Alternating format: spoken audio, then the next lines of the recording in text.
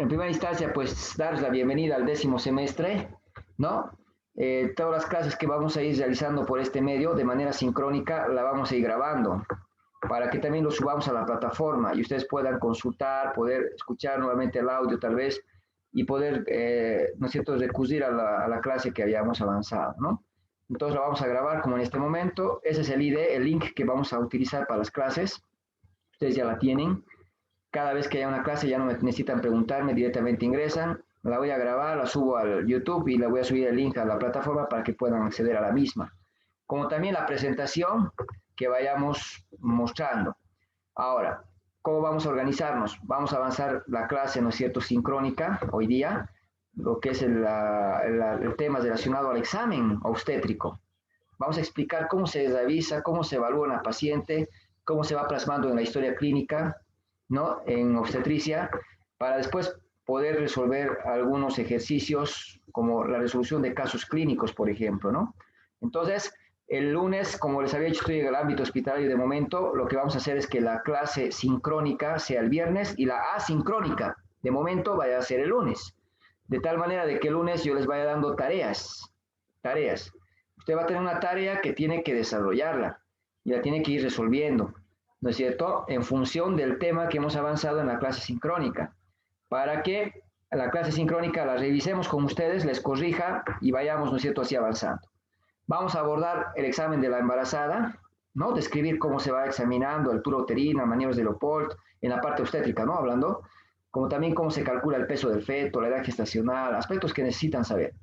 Y después vamos a abordar lo que es el control prenatal, por ejemplo, y llevar instrumentos como el llenado de la historia clínica perinatal, que tenemos que hacerlo, ¿no?, en toda paciente que inicia un control prenatal, ¿no?, indicando pues las características del registro y la interpretación de la misma, para después también dar casos clínicos para que ustedes puedan resolver y llenar el instrumento que les voy a pasar, ¿no?, en digital, y lo hagan en la casa como si estuvieran con la paciente y me la vuelvan a rebotar para que yo vaya revisando también, ¿no?, en la plataforma.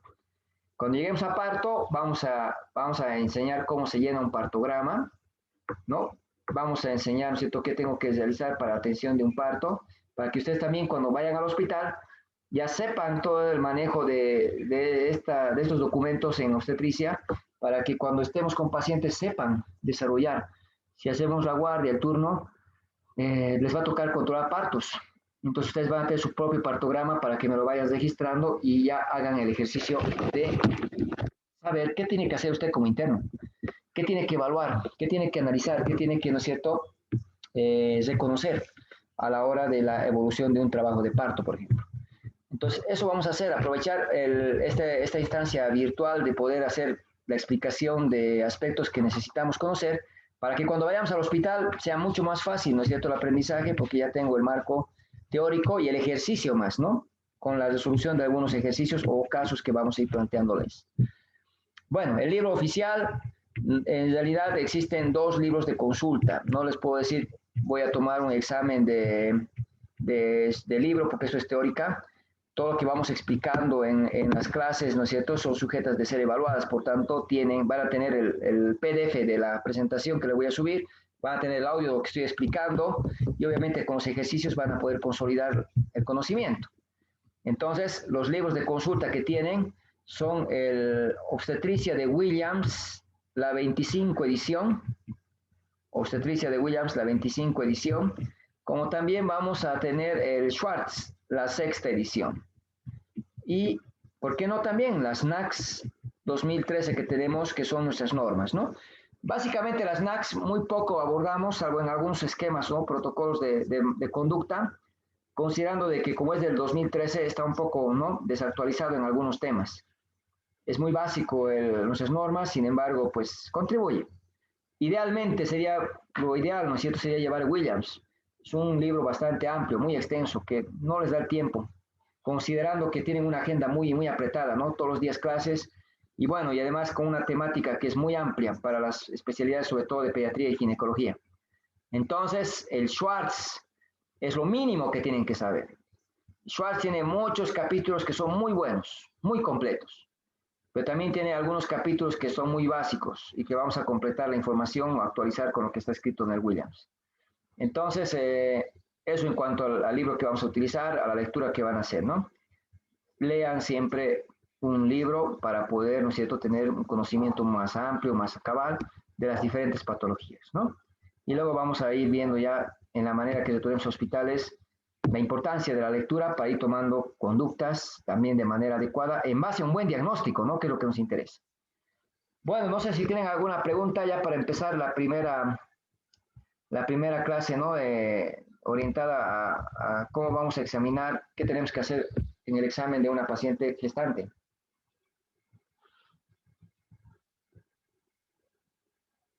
¿Todo está claro? ¿No hay dudas?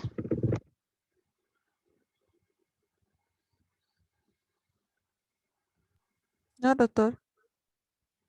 Bueno, Lili, Elías, Yelmi, Silvia. Están los cuatro, ¿no es cierto? Están los cuatro. Sí, Entonces, doctor. muy importante que cuando participen, cuando hagan una pregunta, ¿no es cierto?, se puedan identificar. Los voy a ir conociendo, ¿no?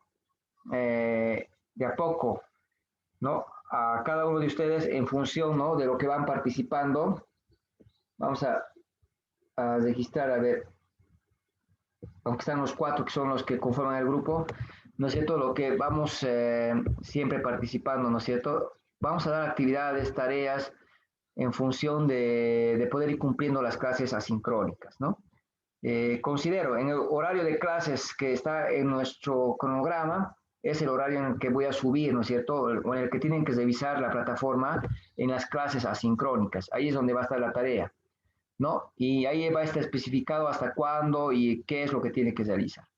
Las clases sincrónicas las vamos a hacer siempre comunicándoles por WhatsApp, que es nuestro medio, ¿no?, que también tenemos, para poder, ¿no es cierto?, coordinar también las actividades, ¿no? Bueno, vamos a empezar con nuestro primer tema, que lo vamos a hacer de referencia a la exploración obstétrica.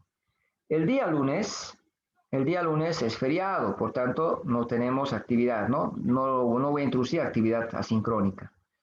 Directamente nos vamos a conectar el día viernes con la clase sincrónica, ¿no? Se van a conectar al Zoom y nos vamos a encontrar entonces el día viernes. Si es feriado, no hay actividad, ni sincrónica ni asincrónica. Tienen ese día para poder un poco estudiar, descansar, no sé. Estudiar y descansar tendría que ser lo ideal, ¿no? Bueno, entonces, ¿qué vamos a hacer cuando tengamos que revisar o evaluar a una paciente embarazada? Tenemos que considerar, uno, que el examen que vamos a realizar tiene que plasmarse en su historia clínica, ¿no es cierto? Entonces, la historia clínica ustedes ya la saben hacer, ¿no? Está por demás ir explicando cada una de las secciones. Sin embargo, vamos a hacer un pequeño recordatorio. Ustedes cuando han ido a rotar los hospitales han tenido la oportunidad de hacer historias clínicas en diferentes especialidades, donde han visto que hay diferentes secciones, hay diferentes estructuras, ¿no?, que se va manejando, pero sobre todo hay diferencias de un hospital a otro en cuanto a la exigencia, pero en estructura en términos generales es lo mismo, ¿no? Y ahí entramos al tema. Cuando hagan una historia clínica, siempre vamos a ir orientado a que la historia la pueden hacer en hospitalización, que es la historia más completa, la que vamos a llevar hoy día, o también podemos hacer en consulta externa o en emergencia. Y también la vamos a explicar, ¿no es cierto?, a medida que vayamos avanzando. Cosa de que la historia clínica de consulta no es que sea incompleta, no es que sea, ¿no es cierto?, resumida, sino que trata de optimizar el tiempo que tenemos en la consulta para poder, ¿no es cierto?, priorizar la información y poder también obtener los datos que me ayuden a llegar a un diagnóstico. Entonces, vamos a ir en ese sentido, ¿no? Acostumbrarnos a hacer historias clínicas en el ámbito de la consulta externa, de la emergencia, como también de la sala de hospitalización. Esta es la más completa, ¿sí? La que hay que aprender a hacerla bien, ¿no? Porque todo paciente que tú veas, si se hospitalice, vamos a necesitar hacerla. Y las recomendaciones no cambian, ¿no? Fecha y hora siempre. Los datos estadísticos, lo que te pida la institución lo tienes que llenar. Eso no hay mucho que detenernos. La fuente de la historia, bueno, la propia paciente, viendo la correlación, la coherencia que nos da la información para merecer o no confianza. Eso no cambia. Motivo de consulta, lo que la paciente me refiera, ¿no? ¿Por qué está viniendo? Estoy sangrando, doctor. Ah, entonces sangrado, ¿no? ¿Desde cuándo está sangrando? Desde hace unos 2 días. Muy bien, sangrado genital o sangrado, ¿no es cierto?, vaginal, lo que te diga la paciente, ¿no? Palabras del paciente y desde cuándo. Entonces eso no va a cambiar, eso no cambia en cuanto a lo que han aprendido en las materias básicas. La enfermedad actual, esta es muy importante porque como en cualquier otra especialidad ustedes han visto que aquí vamos describiendo, ¿no? De acuerdo a la evolución, de manera cronológica hemos descrito cómo se va evolucionando un cuadro clínico, desde que empezó hasta que llegó al hospital, qué es lo que ha ido presentando, describiendo las características de cada uno de los síntomas que nos van delatando, ¿no? La paciente puede venir por muchas causas. Por ejemplo, una embarazada puede venir por presentar sangrado, ¿no es cierto? Y la embarazada puede sangrar, ¿por qué motivos? ¿Qué causas conocen de sangrado asociados a un embarazo? Aborto. Aborto. ¿Qué más?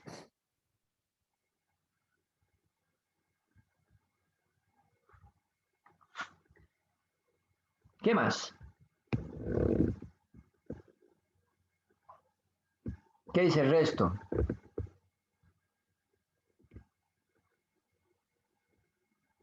¿Qué se les ocurre? Bueno, vamos a ir aprendiendo bastante, ¿no es cierto?, varias patologías que están asociadas al sangrado, ¿no? Y el sangrado se puede producir en diferentes etapas, por ejemplo, en el embarazo, ¿no?, que dividimos en primera mitad, segunda mitad. Y la división nosotros la vamos a establecer con un rango que corresponde a las 22 semanas, ¿ya? Antes de las 22 semanas, primera mitad. De las 22 semanas adelante, segunda mitad. Entonces ahí tenemos que considerar que hay hemorragias que se producen al principio, ¿no? Primera mitad del embarazo, el aborto, el embarazo ectópico, la enfermedad trofoblástica gestacional, porque si el sangrado se produce después de las 22 semanas, voy a pensar en placenta previa, desprendimiento de placenta normoinserta, rotura uterina, patologías que la vamos a ir llevando, ¿no es cierto? En la teórica la tienen que ir llevando y de tal manera que también tienen que ir estudiando, ¿no es cierto? Y bueno, en ese sentido, una paciente embarazada puede venir por sangrado por diferentes causas. ¿Y cómo voy a reconocer esas causas? Con las características, primero del sangrado y luego de los síntomas que le van acompañando al sangrado que me está refiriendo la paciente. Y es por eso la importancia de esta sección de la historia clínica. Van a relatar de manera explícita, lo más completo. Cuando estemos en el ámbito hospitalario, esto es lo que yo voy a revisar con lupa para ver cómo están escribiendo, qué están haciendo. Porque a mí me interesa mucho que aprendan a escribir y redactar, porque la historia clínica, no se olviden, es un documento médico legal, es un documento que da testimonio de mi atención, entonces tiene que estar bien hecha, ¿no? Tiene que estar bien escrita, a pulso, con buena letra, ¿no? Sin borrones, sin correcciones, sin abreviaturas, todo lo que le han enseñado en la materia básica, eso voy a exigir. Y tengo que aprender a hacer historias clínicas rápido. Entonces, a medida que vamos entrenándonos, vamos a hacer cada vez más rápido, ¿no? Porque al final vamos a dar, Dios mediante, cuando estemos en el hospital, examen con paciente. Les voy a asignar pacientes para que hagan su historia y vengan a defender conmigo para ver, ¿no es cierto?, el aprovechamiento que han tenido de la rotación. Y ahí va, preparándome, ¿no es cierto?, para lo que viene, el internado. Si la paciente tiene sangrado, tengo que escribir sus características. ¿Qué cantidad? ¿Con qué frecuencia? ¿Qué color tiene? ¿Es abundante? ¿No es cierto? ¿Es escaso? ¿Es rojo oscuro? ¿Es rojo rutilante? ¿Cómo es ese color de ese sangrado? Si tiene dolor, tengo que describir el dolor, ¿no es cierto? Y ahí tenemos el Alicia. ¿Cómo empezó el dolor? ¿Qué localización? ¿Qué irradiación tiene? ¿Qué carácter? ¿No es cierto? O sea, duele retorciendo, duele oprimiendo. ¿Cómo es el dolor? La intensidad del dolor, qué factores aumentan, qué factores disminuyen, qué otros síntomas asociados tiene, qué medicación ha recibido, si es que se ha automedicado o no, todo eso hay que relatar, ¿no es cierto? Y al final de la enfermedad actual, les voy a exigir que me vayan anotando, mencionando si la paciente está o no está embarazada.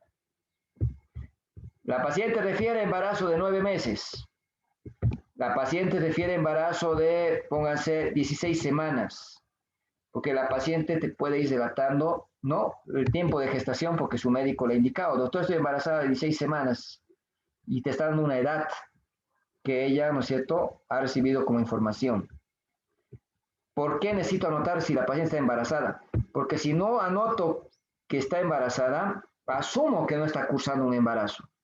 Porque aquí no hay nada de, se entiende, es como es ginecología obstetricia, todo está embarazada. Ginecología, la paciente puede venir también sin estar embarazada. Y puede estar sangrando porque tiene miomatosis uterina, porque tiene hiperplasia endometrial, porque tiene ovario poliquístico, porque tiene cáncer cervicuterino, porque tiene ruptura de varices vaginales. Bueno, hay muchas causas para que la mujer sangre. Y ahí va el tema. No puedo presumir que todo sangrado es aborto, pero tampoco puedo, ¿no es cierto?, no pensar en el aborto. Esa es la importancia. Me van a anotar al final del cuadro, describen todo el cuadro y me anotan. La paciente refiere embarazo de 9 semanas. La paciente refiere embarazo de 9 meses, de 8 meses, lo que les diga. Luego me van a preguntar si el bebé se mueve. Se mueve, sientes que se mueve, sientes que te patea, percibe movimientos fetales. Luego van a preguntar si has realizado controles. Y si has realizado controles, cuántos controles y dónde. Y esto me va a ayudar un poco a comprender mejor el cuadro que está presentando mi paciente. No se olviden eso. Esto lo vamos a ir ejercitando, repitiendo, haciendo con las tareas que les voy a ir dando, ¿no? Si es una historia de internación, le vamos a anotar la historia del embarazo. En la historia del embarazo me interesa. Como aquí he dicho que está embarazada, ahora me interesa hablar del embarazo, de este embarazo. Y necesito saber qué ha pasado en la primera mitad, qué ha presentado en la segunda mitad, si corresponde. Porque si está embarazada de 9 meses, tiene primera mitad, segunda mitad. Y en la primera mitad, la mayoría de las embarazadas les van a decir que tienen náuseas, que tienen vómitos. Entonces tengo que preguntar, ¿no es cierto?, si ha tenido náuseas y vómitos. ¿Y hasta cuándo? Hasta los 3 meses, doctor. Bueno, como tal. Hasta las 13 semanas. Bueno, lo anotan así. Porque en la segunda mitad, lo que más se queja la paciente es de que al crecer el útero, comprime la vejiga y hace que orine a cada rato. La paciente tiene polaquiuria. Porque en la segunda mitad el niño ya empieza a patear y la madre empieza a sentir movimientos fetales. Porque ahora el útero ha crecido y ha comprimido las venas, dificultando el retorno venoso, lo que va a provocar que haya edema. Entonces todo eso tenemos que ir preguntando, ¿no es cierto?, para poderlo escribir. Entramos a los antecedentes, como la historia clínica que han aprendido a hacer hasta ahora, no cambia, antecedentes personales, antecedentes familiares y antecedentes ginecobstétricos, en ese orden quiero. Al final, ginecobstétricos. Todas mis pacientes son mujeres, sí, igual quiero ver los antecedentes ginecobstétricos al final. Personales, no hay mucho problema, ¿no? No patológicos, patológicos, lo que corresponde. Familiares, hablar de papá, mamá, hermanos, si tiene hijos, hijos. Identificando enfermedades que son transmisibles, hereditarias. Ginecobstétricos, aquí me voy a detener bastante para ver cómo van escribiendo. ¿A qué edad ha sido su primera menstruación? Menarquia o menarca. Si ya describo que la niña ha tenido su menstruación, paso a la menstruación. Ciclos menstruales regulares cada 28 días, frecuencia, con 6 días de duración, la duración del sangrado. Dismenorreicos si provocan dolor, dificultad durante el sangrado menstrual. O eumenorreicos si no se asocian al dolor. Entonces, describo los ciclos menstruales. En algunos casos, te van a pedir que anotes lo que es la telarquia. La telarquia es el desarrollo de la mama. ¿A qué edad empezó, no es cierto, a desarrollarse las glándulas mamarias? Por lo general lo hace a los 10 años. Entonces habrá que preguntar, ¿no? Y si omito la telarquia, no hay mucho problema. Generalmente la menarquia, seguida de la menstruación, no puede faltar. Después, si ya está con menstruación, me interesa saber cuándo ha sido la fecha de la última menstruación que ha presentado mi paciente. ¡Fum! ¿Puedo utilizar esta abreviatura? Puedo utilizar. ¡Fum! Fecha de última menstruación. Puedo utilizar UPM, último periodo menstrual. También son abreviaturas que están permitidas. Por ejemplo, es muy importante identificar bien la fecha de última menstruación. ¿Cuándo ha sido su última menstruación? Ha sido, doctor, el 12 el 12 de diciembre. Muy bien, 12 de diciembre. ¿El 12 de diciembre ha comenzado el sangrado o ha terminado? Ha terminado, doctor. Entonces no es el 12.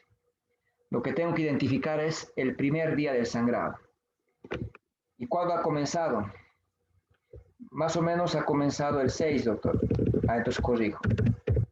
6. Siempre busquen el dato adecuado. Identifiquen el primer día del sangrado del último ciclo que ha presentado la paciente. La mayoría de las pacientes recuerdan esta fecha. Entonces lo anoto como tal. Si tengo una paciente de 25 años de edad, 25 años de edad, que tiene ciclos menstruales regulares cada 28 días de 6 días de duración, dismenorreicos, cuya fecha de última menstruación ha sido el 6 de diciembre del 2020, ¿qué voy a pensar que tiene mi paciente?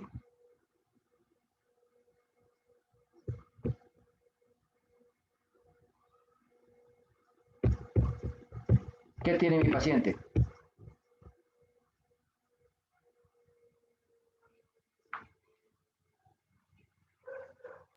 Doctor, ¿puede repetir la pregunta?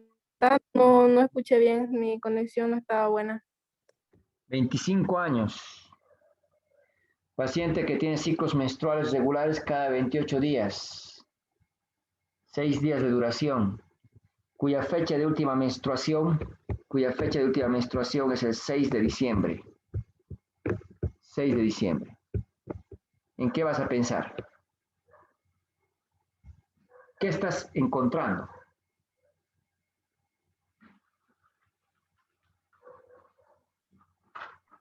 Que hay un retraso, doctor. Si fue la última fecha y ahorita estamos en febrero, ¿hay un retraso o no, doctor? ¿De cuánto tiempo?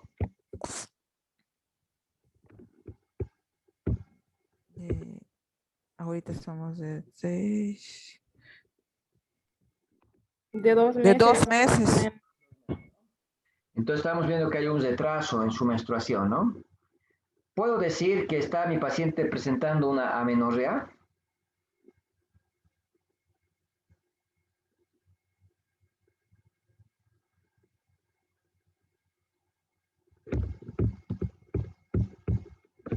Sí, sí que sí. ¿Puedo decir que mi paciente tiene amenorrea? ¿Sí o no? Creo que no, doctor. ¿Por qué? Amenorrea, si no me equivoco, es de ausencia de menstruación más de 6 meses o de un año, creo. A ver, Lili nos dice más de un año, más de 6 meses. ¿Qué dice el resto?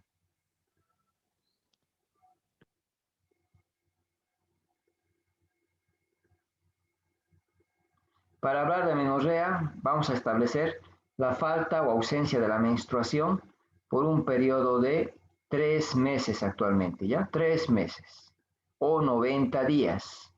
Entonces, para que yo diga mi paciente tiene amenorrea, tiene que tener 3 meses o 90 días que no está viendo su menstruación. En este caso no es así, solo son 2 meses.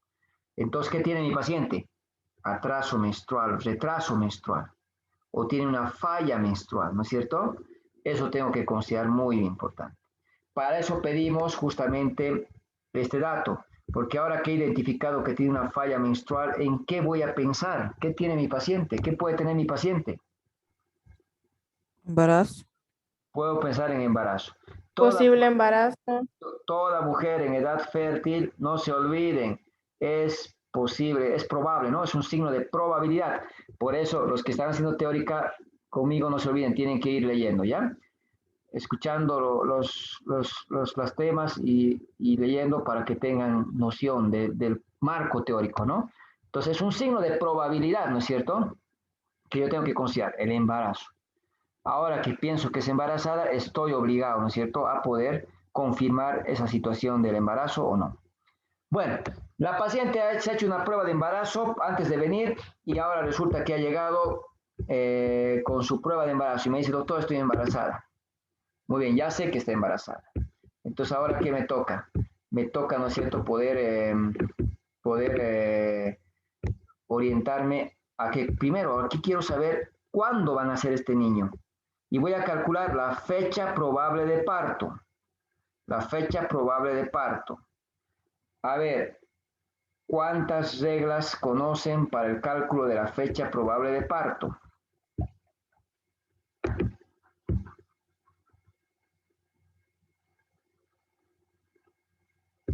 Van a estudiar, son 3 reglas que vamos a ir aprendiendo. 3 reglas que las tienen que saber de memoria conmigo. ¿Ya? Las reglas de Naegeli, las reglas de Wall y las reglas de Pinart. Son las 3 reglas que tengo que conocerlas.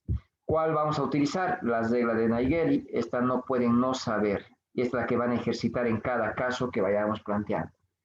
Entonces, ahora que ya sé que vamos a hacer, ¿no es cierto?, el cálculo de la fecha probable de parto en base a las reglas de Naegeli, esta la voy a empezar a explicar, ¿no? Para el cálculo de las reglas de Naegeli, voy a utilizar, para el cálculo de la fecha probable de parto, perdón, voy a utilizar las reglas de Naegeli, y Naegeli me dice, vamos a calcular en base a la fecha de última menstruación. A ver, Naegeli, Wall y Pinart. Y aquí están los ejemplos. Naegeli me dice, voy a sumar 7 días. Le voy a restar 3 meses a la fecha de la última menstruación. Al primer día del sangrado de la fecha de la última menstruación. Entonces, si la menstruación de esta paciente ha sido el 17 de junio del 2020, ¿cuándo sería la fecha probable de parto?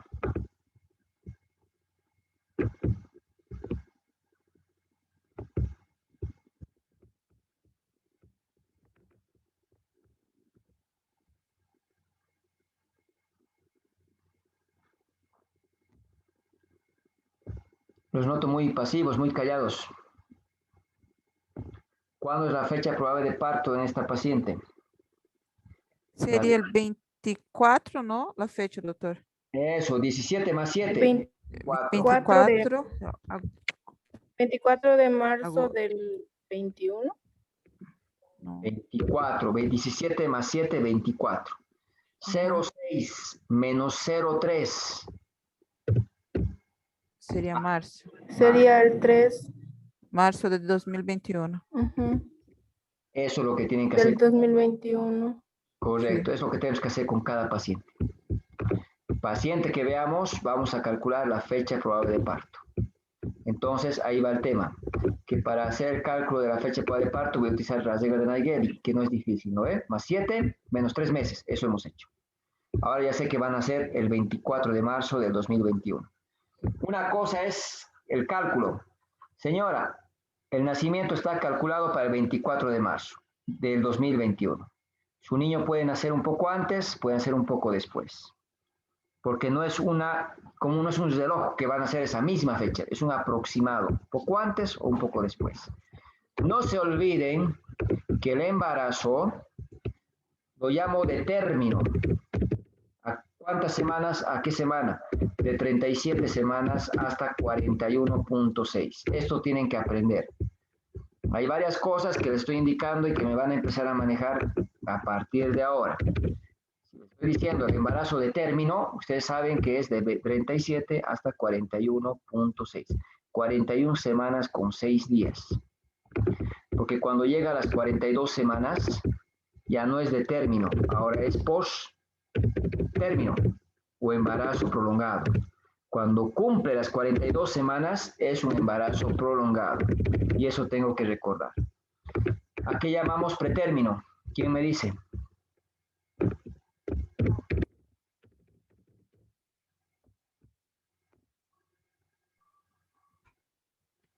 Menor a 36 semanas.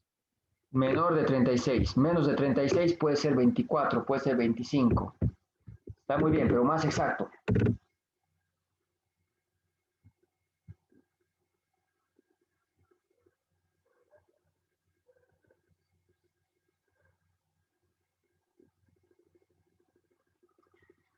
Lo que estoy explicando lo doy por entendido, ¿no es cierto? De 22 semanas a 36 semanas con 6 días. No se olviden. Entonces ya no voy a hablar de parto inmaduro, no voy a hablar más que pretérmino o prematuro, como quieran llamarlo, de 22 a 36 semanas con 6 días. Porque si naciera antes de las 22 semanas, aborto. El aborto es hasta las 21 semanas, punto 6. Es la pérdida del embarazo antes de las 22 semanas o con un peso menor a 500 gramos, ¿no es cierto? Entonces, esto es lo que tienen que manejar. Esto es lo primero que quiero que aprendan. Después, si estoy diciendo que el embarazo va a nacer en una etapa que se llama de término, un embarazo puede nacer 37 semanas, pueden ser 38, pueden ser 39, 40, 41, tiene varias edades en las cuales pueden nacer. Entonces, el cálculo que hacemos es un promedio, buscando las 40 semanas. Pero el niño puede nacer a las 37, puede nacer a las 38, puede nacer a las 39. Entonces, no se olviden, esto es un cálculo nada más, un aproximado. Pero el niño puede nacer antes o incluso un poco después. Por eso es que estamos indicando las reglas, ¿no es cierto? Con la regla de Naegeli, entonces hemos calculado el primer caso. Segundo caso, ¿cuándo sería la fecha probable de parto en el segundo caso? Regla de Naegeli.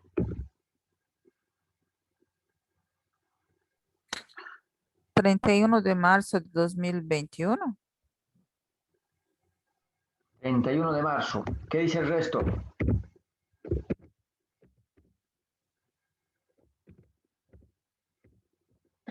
Sumándole 7 al día 32, pero suponemos que sería solo 31. ¿Junio tiene 31 días?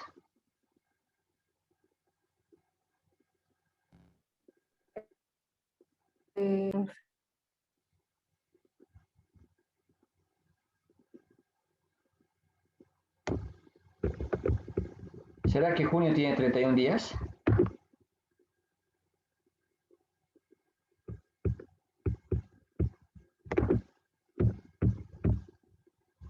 Hagan su calendario, tienen el celular a su mano, recurran a la ayuda de la tecnología. ¿Tiene o no tiene? 30, doctor. Junio solo tiene Solo 30. 30 días. Eso, ¿no es cierto? 30. El refresco aquí no está favoreciendo, a ver. Sí, no está favoreciendo. Ya, entonces vamos a ver, ¿no es cierto?, que justamente cuando hacemos referencia a los días que tiene un mes, ¿no? Es muy importante, ¿no?, considerar, por ejemplo, que si yo no me acuerdo, no tengo el celular a la mano, cierro mi puño. Bueno, se puede ver mi puño cerrado y voy a tomar en cuenta el dedo índice para empezar, el dedo índice. En el puño cerrado veo que hay nudillos, ¿no es cierto? Nudillo, hay un espacio internudillo, nudillo, espacio, nudillo, espacio y nudillo. Empiezo por el dedo índice, con enero. Donde caiga en un nudillo tiene 31 días. Y cuando cae entre nudillos tiene 30 días para recordar. Una manera que nos sirve bastante para recordar. Enero, nudillo, 31. Febrero es la excepción, cae en medio, no tiene 30, tiene 28 este año, ¿no? Marzo, nudillo, 31. Abril, en medio, 30. Mayo, nudillo, tiene 31. Junio, está en medio, tiene 30. Julio, cae en nudillo, 31. Empiezo otra vez. Agosto, nudillo, tiene 31. O sea que julio tiene 31, agosto tiene 31. Septiembre, en medio, 30. Octubre, nudillo, 31. Noviembre, en medio, 30. Diciembre, nudillo, 31. Entonces, de esa manera me doy cuenta que junio solo tiene 30 días. Junio tiene 30 días, ¿no es cierto? Entonces, como tiene 30 días, tengo que considerar eso para la hora de sumar. 25 más 7, 32. Entonces, ha pasado el 30. Junio solo tiene 30. Entonces, ha pasado el 30. ¿Eso a qué me va a llevar? A que haga mis 30 y como ha pasado con 2, lo que tengo que anotar son esos 2. ¿No es cierto? No puedo colocar 32. Junio tiene 30, entonces coloco los 2 que han pasado el mes. Y se está pasando a otro mes. No está Ajá. quedándose en junio, se está yendo a julio. Entonces, como me he pasado a julio, esto ya no es 6, ahora es 7. 7 menos 3, ¿cuánto sería? 4. 4. 4. Entonces, la fecha probable de parto va a ser para el 2 de abril de 2021. Eso es lo que vamos a hacer cuando tengan esta dificultad. Por ejemplo, aquí la fecha de menstruación está al final del mes. Y ahí puede pasar, ¿no es cierto?, como estamos observando. Si su fecha de menstruación fuera el 27, si fuera el 28, el 29, va a pasar eso, se pasa otro mes. Simplemente completen el mes y el restante anótenlo. Y como se ha pasado un mes, súmenle el mes aquí. Ya no es junio, ahora es julio. Y le resto los 3 meses. O de una manera fácil, simplemente cuando se pase a otro mes, en lugar de restar 3, solo restenle 2, nada más. Eso para que se ejerciten. Esto vamos a hacer ejercicios para poder, ¿no es cierto?, recordar cómo se calcula la fecha probable de parto. Esto lo vamos a hacer en las clases asincrónicas para que se vayan entrenando. Por ejemplo, tengo una fecha de última menstruación, el 22 de, pónganse, no sé, a ver, octubre del 2020. ¿Cuándo sería la fecha probable de parto de esta paciente?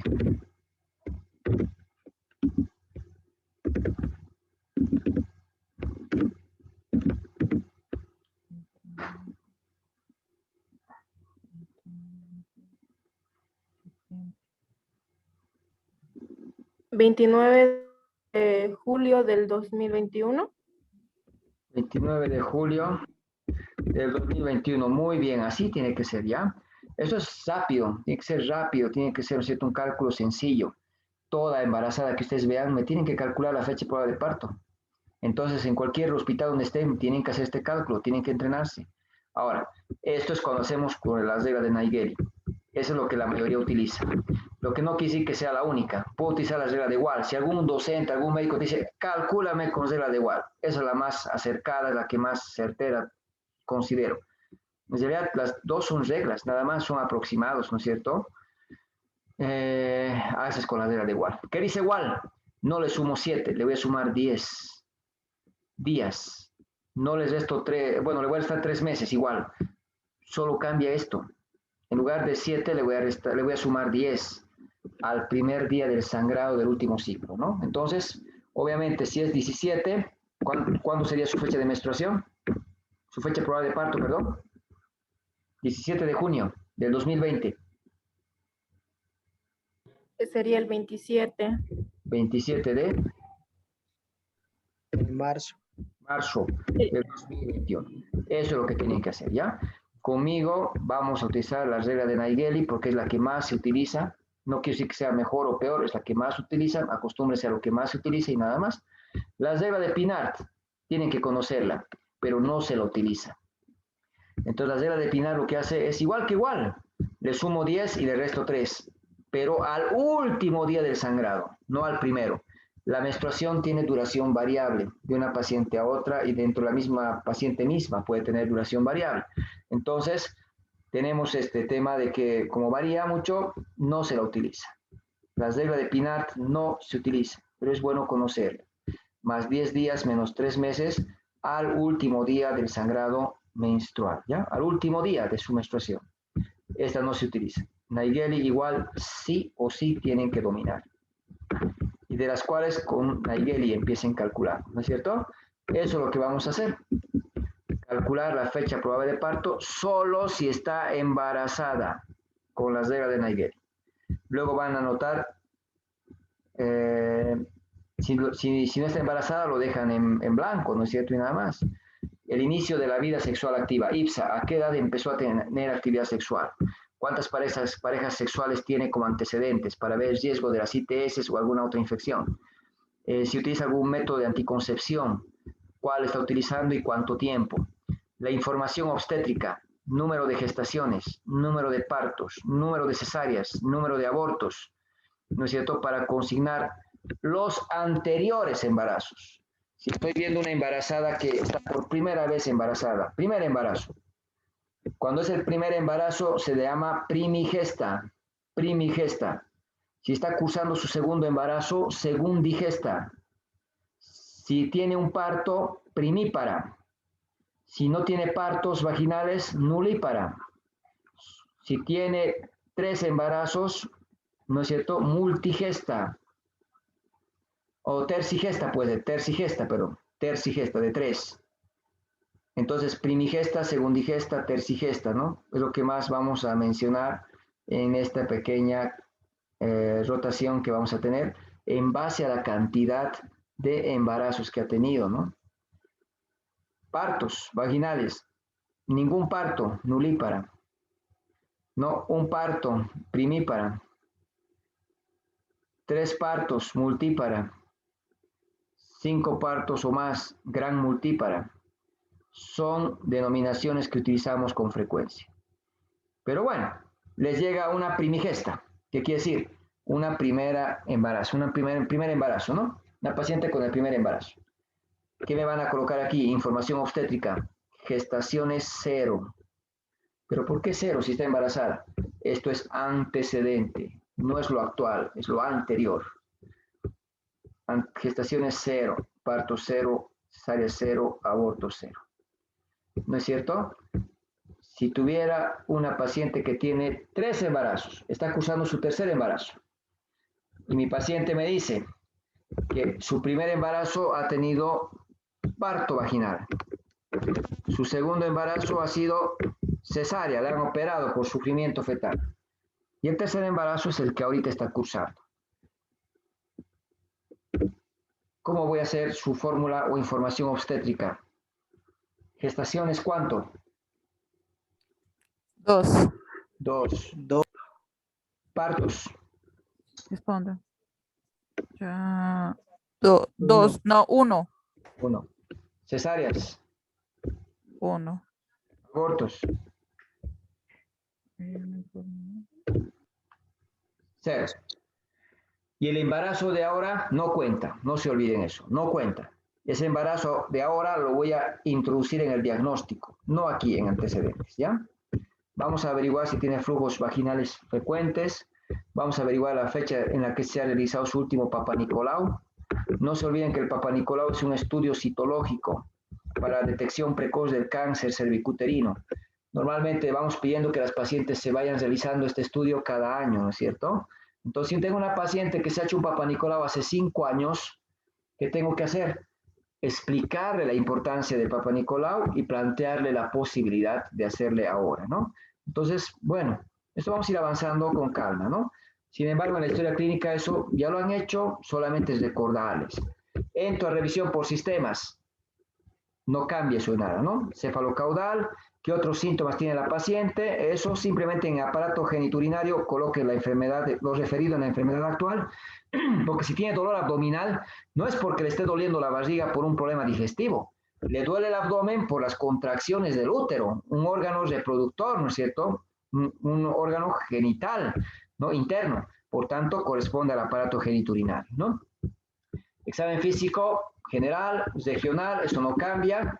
La paciente también tiene cabeza, tiene ojos, nariz, cuello, tiene todos los elementos que hay que describir. Llegamos al tema de que no se olviden, a una embarazada hay que revisarle. Corazón, hay que revisar pulmones, no solamente es directo el abdomen. Eso no va a cambiar la metodología de examen, ¿no? Tengo que auscultar el corazón, claro que tengo que auscultar el corazón. Tengo que examinar mamas, no se olviden. La embarazada tiene cambios en las mamas. Ya en la parte teórica han llevado este tema. ¿Qué cambios se observa en una embarazada en las mamas? ¿Quién me puede recordar?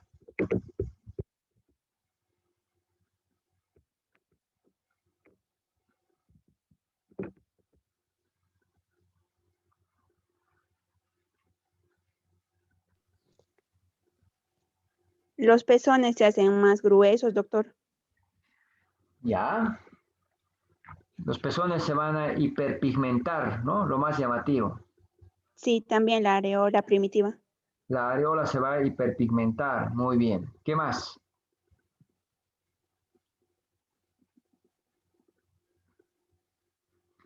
Me van a decir su nombre cuando participen. Quiero escuchar sus nombres. Lili, doctor. Lili, vamos. Se hiperpigmenta el pezón, se hiperpigmenta la areola, la mama está más congestiva. se puede ver los tubérculos de Montgomery, ¿no es cierto? Que es la hipertrofia de las glándulas sebáceas que están en el pezón. No, en La areola, red de Haller también. en la areola, ¿no? La red venosa de Haller, muy bien. Son venas que se distienden, se dilatan, ¿no es cierto? A nivel de la mama. Bueno, todo eso tiene que estar descrito. Entonces, ¿por qué no describir si estás demostrando que hay varios cambios, ¿no? En el abdomen vamos a encontrar, ¿no es cierto?, que lo mismo, hacemos inspección, auscultación, palpación, percusión, pero a la hora de hacer algunas maniobras propias de la gestación lo vamos a ir mencionando, ¿no? Vamos a revisar a la paciente en decúbito dorsal. Podemos, ¿no es cierto?, siempre, no podemos, debemos cubrir con sabanilla en la región genital y la bata subir hacia arriba, ¿no? Es importante revisarla con una bata, que esté con la ropa interior. Y si es una urgencia o emergencia, obviamente necesito hacer el tacto, debe estar sin ropa interior. Pedir a la paciente que siempre miccione.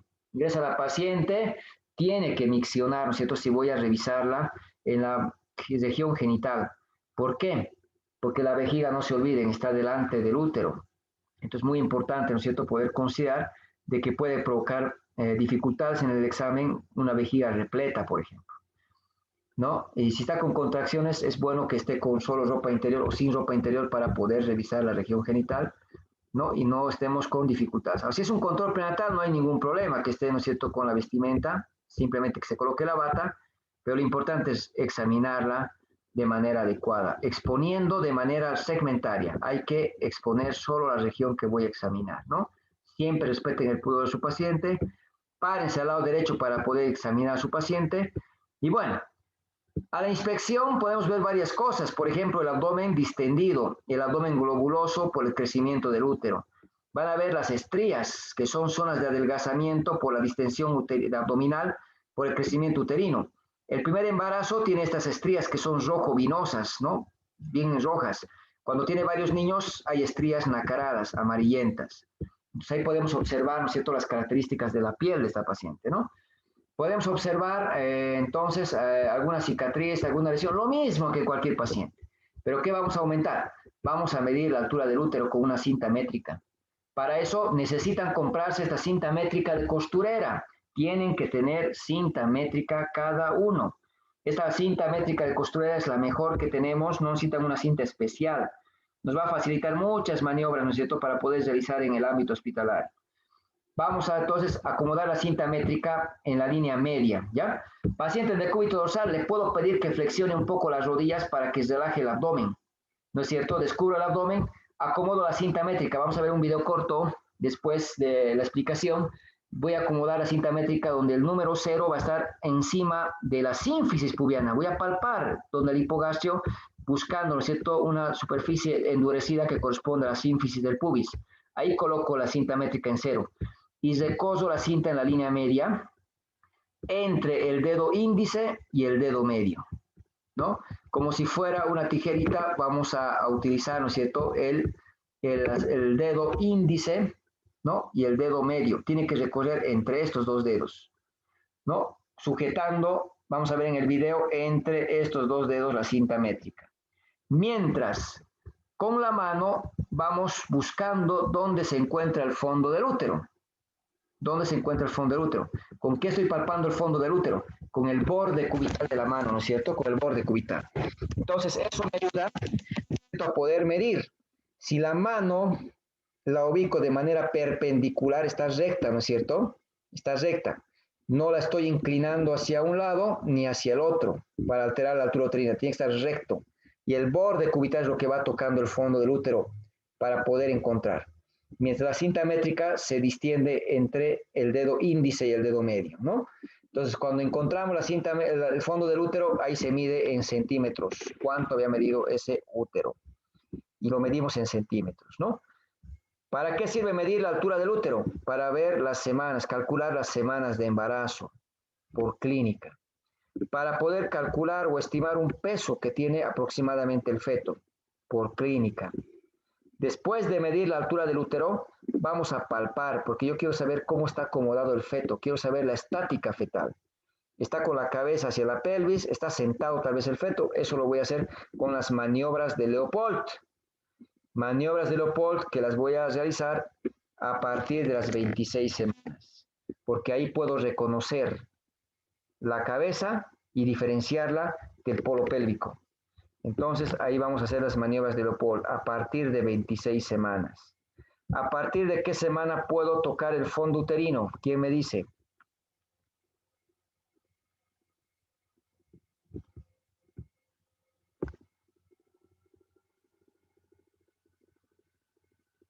¿A partir de qué semana puedo tocar el fondo uterino?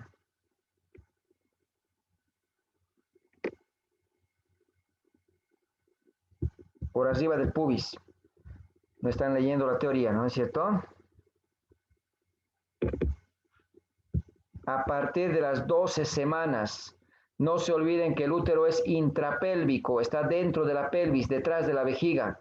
Si una embarazada viene a las 10 semanas, yo no puedo tocar el útero por arriba del pubis. Tengo que hacer con el tacto bimanual, tratando de tocar el útero con 2 manos, ¿no es cierto? A partir de las 12 semanas voy a tocar el fondo uterino. 12 semanas. No se olviden eso.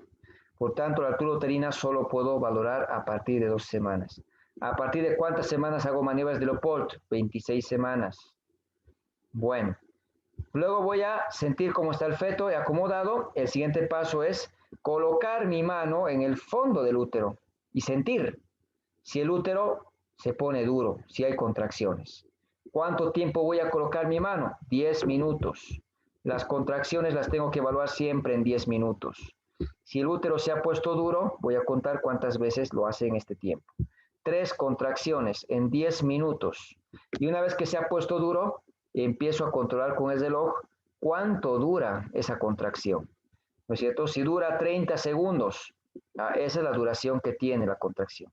3 contracciones en 10 minutos con 30 segundos de duración. Una cruz, leve intensidad. 2 cruces, moderada intensidad. 3 cruces, intenso. Clínicamente, ¿qué es lo que voy a encontrar para diferenciar las cruces? Una cruz, mis dedos se hunden en la pared abdominal y se hunden a través del útero y pueden sentir las partes del feto. Cuando el útero se contrae de leve intensidad, se podría sentir las partes fetales, apretando, ¿no es cierto?, con una palpación profunda. 2 cruces, mis dedos se hunden en la pared abdominal. No pueden ya sentir las partes fetales, porque el útero se ha puesto más duro, ya no me deja reconocer las partes del feto, mediante la palpación que estoy haciendo. 3 cruces, es intensa la contracción, ya ni siquiera mi mano se puede hundir en la pared abdominal, ¿no? No se puede deprimir en la pared abdominal.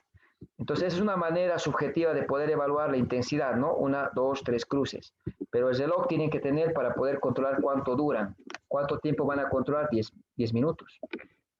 Las contracciones pueden variar de 1, de 2, hasta 5 contracciones en 10 minutos, dependiendo en qué periodo se encuentre. Ahora, aprovechando que la mano está en el fondo del útero, vamos a sentir si me empuja, si me patea, si se mueve el feto. Eso se llama movimientos fetales activos. Movimientos fetales activos. El feto se está moviendo, me está pateando. ¿A partir de qué semana voy a encontrar los movimientos fetales activos perceptibles por el médico? 16 a 20 semanas. Entre las 16 a 20 semanas ya tengo que empezar a sentir que el feto patea. Yo como médico. La paciente puede sentir un poco más antes, pero lo que vale en la percepción de movimientos fetales activos es que el médico deba sentir entre 16 y 20 semanas. Entonces ya saben a qué edad van a buscar si el feto se mueve o no. Porque si viene a las 12 semanas es apenas palpable el útero por encima del pubis, mal vas a poder sentir si el feto está moviéndose o no. Después vamos a escuchar el corazón del feto. Y esto vamos a ir explicando entonces más adelante. Esto es lo que tienen que recordar en el examen obstétrico. Vamos a medir la altura del útero, hemos dicho, fijando la cinta métrica por encima del borde superior de la sínfisis pubiana y voy a ir hasta el fondo uterino. Y voy a medir cuánto mide ese útero. ¿Para qué sirve dicho? Calcular las semanas de embarazo, calcular el peso del feto.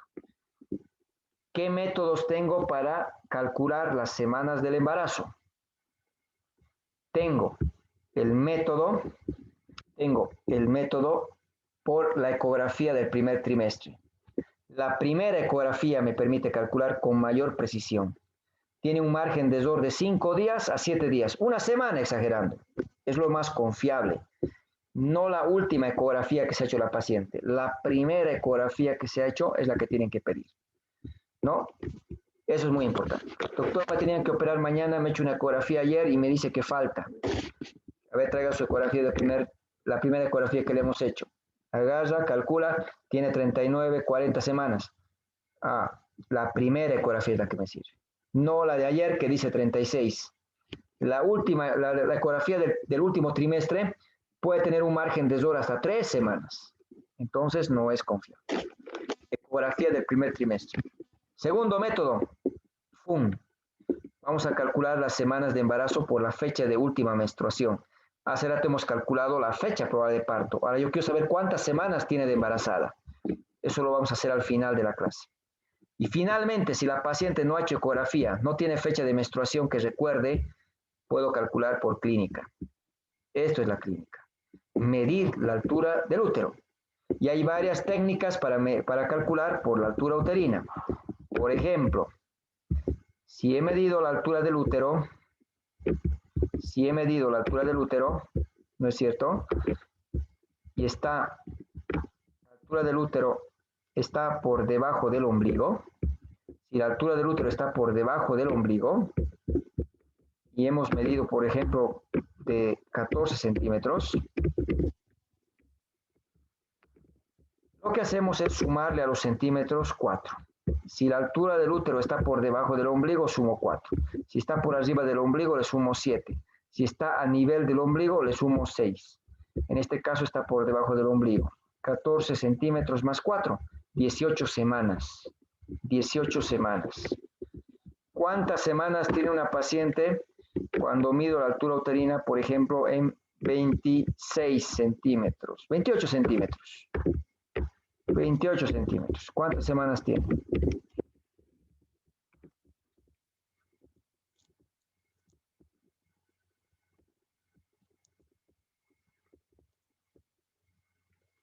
Voluntario. Voluntaria.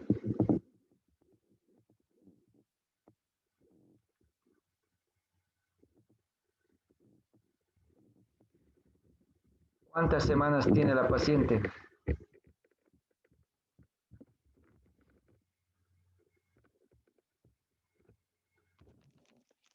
¿28 centímetros? Está por arriba. ¿Puede repetir la pregunta, doctor?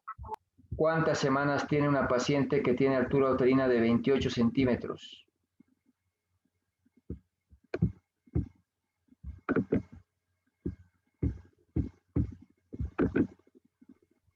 ¿35, doctor?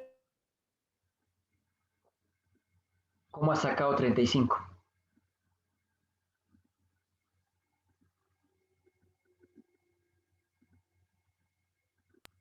Se suma 28 más 7 porque está por encima del ombligo. ¿Sí? 28 más 7, 35. Así se calcula, ¿no es cierto? Entonces, es lo que tienen que hacer. No son preguntas difíciles, pero quiero que participen más. Son cosas que estamos haciendo que son sencillas. Fíjense, 28 centímetros más 7, porque está por arriba del ombligo, 35 semanas. Muy bien. 35 semanas. De término, pretérmino, postérmino. ¿Qué es?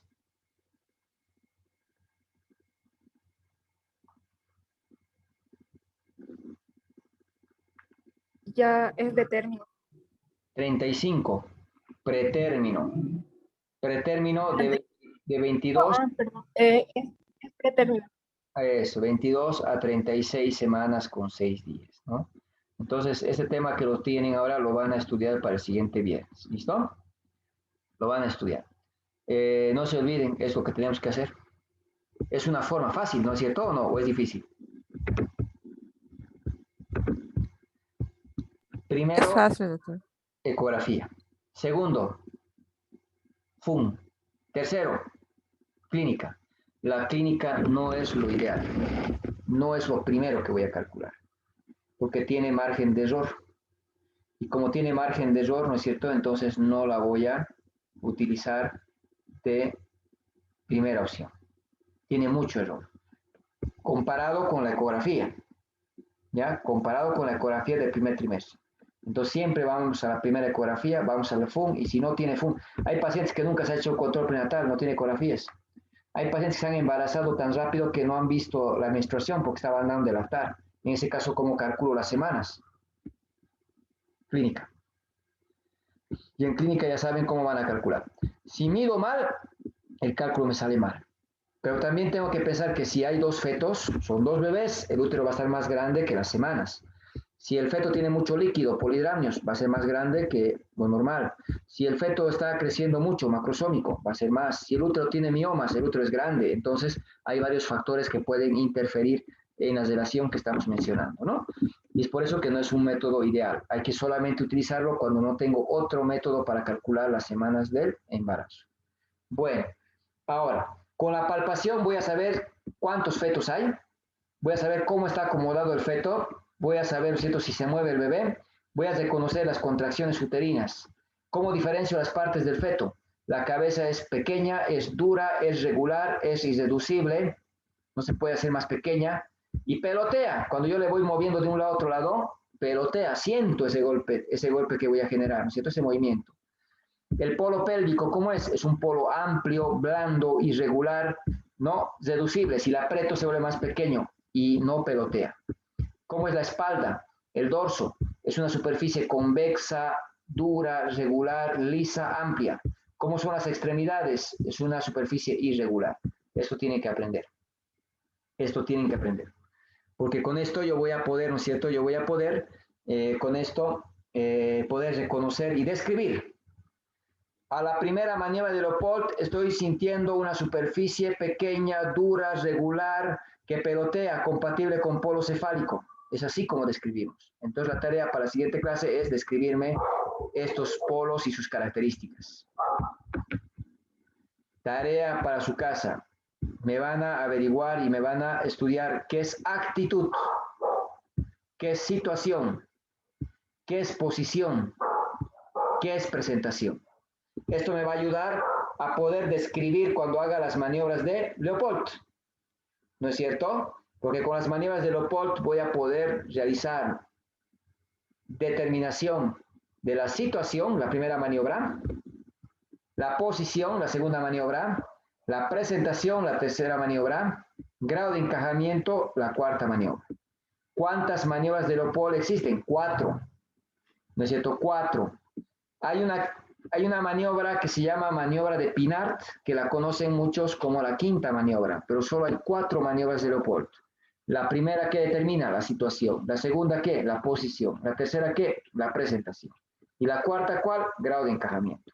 Entonces tienen tarea, ¿qué es actitud? ¿Qué es situación? ¿Qué es posición? ¿Y qué es presentación? Que ustedes me van a decir la siguiente clase, el viernes. Tienen una semana para averiguar. Eso no es tarea de plataforma, eso es tarea para que vayamos haciendo la práctica, ¿ya?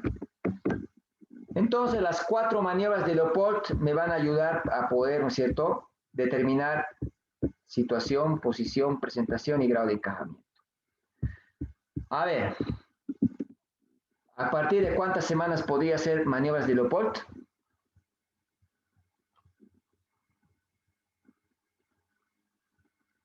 ¿A cuántas semanas? 26 semanas, doctor. ¿A cuánto? A partir de las 26 semanas, doctor. 26 semanas, muy bien, Elías.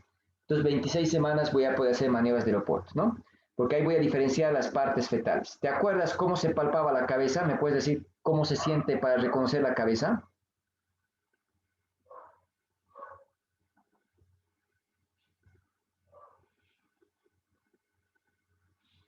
Era un polo pequeño, he dicho, ¿no? ¿Qué más? Duro, doctor. Duro, regular, irreducible, no se vuelve pequeñito, ¿no? Y pelotea. Entonces, eso es lo que tengo que recordar para identificar dónde está la cabeza. No se olviden que en la paciente así vamos a revisar un abdomen que no se siente las partes fetales fácilmente antes de las 26 semanas, pero a partir de 26 ya tengo que hacer maniobras de Leopold. Muy bien. A ver, ¿cómo voy a hacer las maniobras de Leopold? Médico a la derecha de su paciente, mirando a la cara de su paciente, como estoy viendo. Paciente en decúbito dorsal. Voy a acomodar el borde cubital de mis manos en el fondo uterino. Estoy viendo mis bordes de mis manos en el fondo uterino. Voy a empezar a palpar para reconocer las partes fetales que se encuentran en el fondo del útero. Si yo palpara y encontrara una superficie pequeña, dura, regular, ¿no? Irreducible, que pelotea, ¿compatible con qué polo es?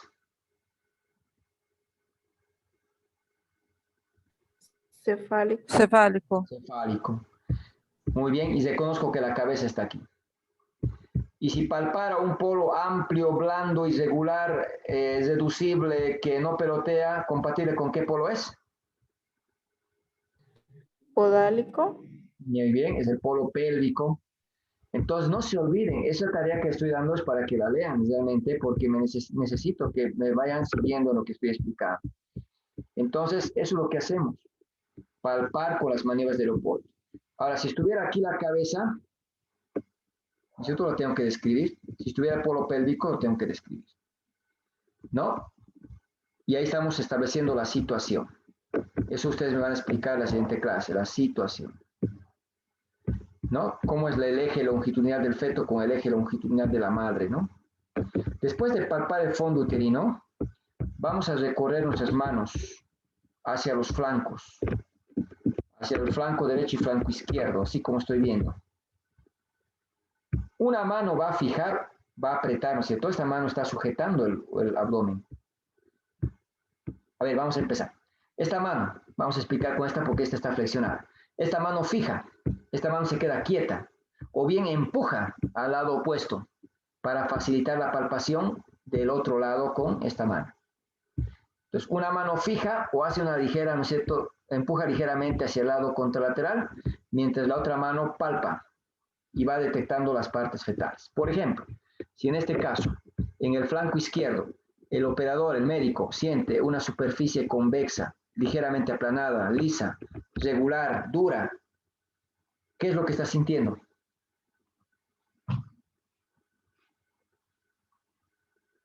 La cabeza, el polo pélvico, las extremidades, El dorso.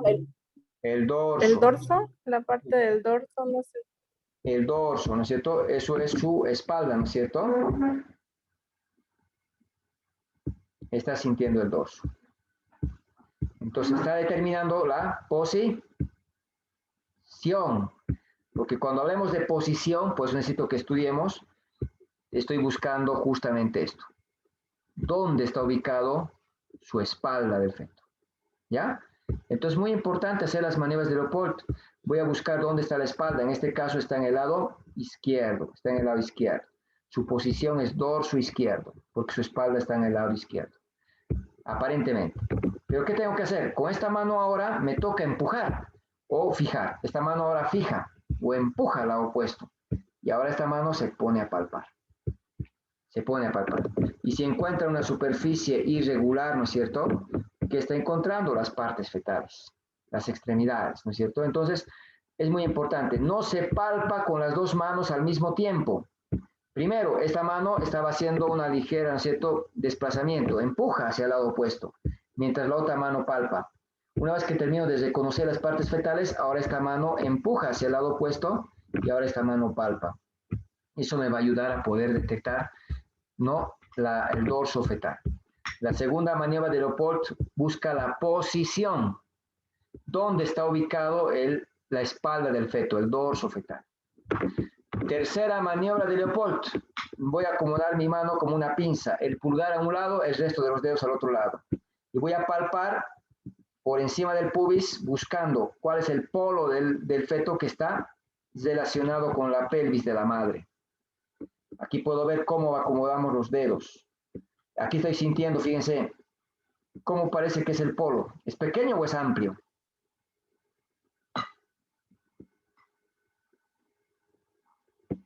Es pequeño. Pequeño, ¿no es cierto? Es pequeño. Entonces, aparentemente me doy cuenta que es un polo pequeño, ¿no? Y al palpar, el médico dirá, pues es duro, es regular, no es reducible, y si lo sacude de un lado a otro lado va a sentir ese peloteo, ¿no es cierto? Entonces está compatible con la cabeza, ¿no es cierto? Una presentación cefálica. La cabeza es lo que estamos tocando. Eso es lo que vamos haciendo. En la tercera maniobra de Leopold, determinar la presentación. La presentación. Una vez que hemos evaluado la presentación, ahora cambiamos. Estoy a la derecha, sigo a la derecha. Ya no miro la cara de mi paciente, ahora miro sus pies. Y lo que hago es, fíjense, mis dedos cómo los acomodo en el abdomen de la madre y trato de empujar estos dedos hacia abajo, hacia caudal, hacia dentro de la pelvis. Trato de introducir mis dedos hacia la pelvis. Si la cabeza estuviera libre, si la cabeza estuviera móvil, al hacer esta maniobra, la cabeza se va a empujar hacia arriba, se va a ir hacia arriba. Y mis dedos pueden ingresar parcialmente, se insinúan un poco, se van a entrar hacia la pelvis. Y digo presentación móvil, presentación libre. Si la cabeza estuviera fija, vamos, si la cabeza estuviera, insinuada, estuviera apoyada en la pelvis, al empujar, la cabeza igual sube. Pero siento la cabeza y al empujar sube. Si la cabeza estuviera dentro de la pelvis, mis dedos no pueden entrar. Y ahí me doy cuenta que la presentación está encajada. Encajada, está dentro de la pelvis. Entonces la presentación móvil, insinuada, encajada. Puedo establecer mediante esta técnica de palpación. Esta es la cuarta maniobra de Leopold. Ver el grado de encajamiento. El grado de encajamiento. Ya sé cómo está acomodado el feto. A ver, estuvieran haciendo maniobras de Leopold, descríbanme qué van a encontrar, qué van a sentir. Un voluntario, ¿quién quiere ser voluntario?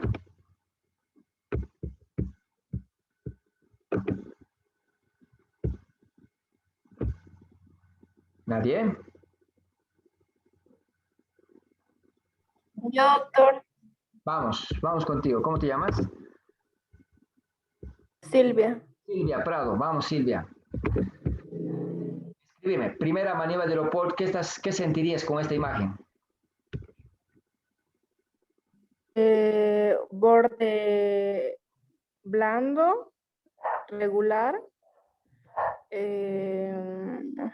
compresible, se dice, y no hay peloteo. ¿Algo más? Creo que sí. Ya, entonces muy bien. Se palpa, ¿no? A la primera maniobra de Leopold se palpa un polo amplio, blando, irregular, ¿no es cierto? Irregular, muy bien. No reducible, que no pelotea. Compatible con polo pélvico, muy bien. Segunda maniobra de Leopold, ¿cómo sentirías? ¿Cómo me describirías? Eso sería un borde liso. ¿Sería duro o blando? Sería, eso no sé, doctor. ¿Cómo sería la espalda? Duro, ¿no es cierto? Ajá. Un borde liso, duro, simplemente eso creo. Una superficie, entonces, a la segunda maniobra de Leopold, en el flanco derecho, esta es la madre de su flanco derecho, se palpa una superficie convexa, una superficie lisa, amplia, regular, compatible con el dorso del feto. En el flanco izquierdo, una superficie irregular, ¿no es cierto? Posición dorso derecho, ¿no es cierto? Tercera maniobra de Leopold, ¿cómo me describirías?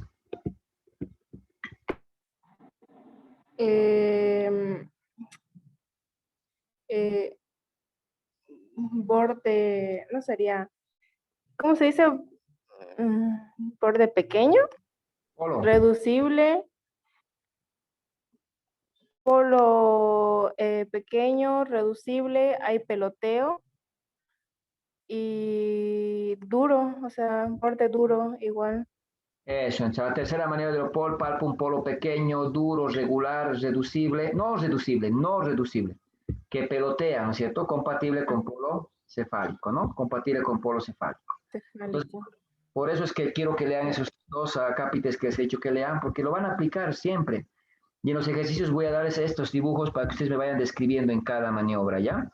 En resumen, nosotros colocamos, se palpa producto en situación longitudinal, posición dorso derecho, presentación cefálica fija, si es que está, ¿no es cierto?, dentro de la pelvis y que no es rechazable, ¿no? Eso lo vamos a ir explicando una vez que ustedes ya conozcan las maniobras o diré la descripción de lo que les había dado como tarea, ¿no? Ya hayamos asociado la tercera y la cuarta maniobra juntos, ¿no? Saber si está móvil, si está fija o está, ¿no es cierto?, obviamente en una de estas condiciones para describir, ¿no? Bueno, está muy bien. Eso es lo que quiero que hagamos. Vamos a hacer simplemente eso. Entonces, vamos a tratar siempre de darles el material de lectura para que ustedes lo lean antes y así vamos a venir a la clase con un poco más de sustento, ¿no es cierto? Estamos muy bien. Primera clase, no hay mucho problema que pueda haber errores o dificultades a lo que estamos explicando. Bueno, entonces, vamos a seguir.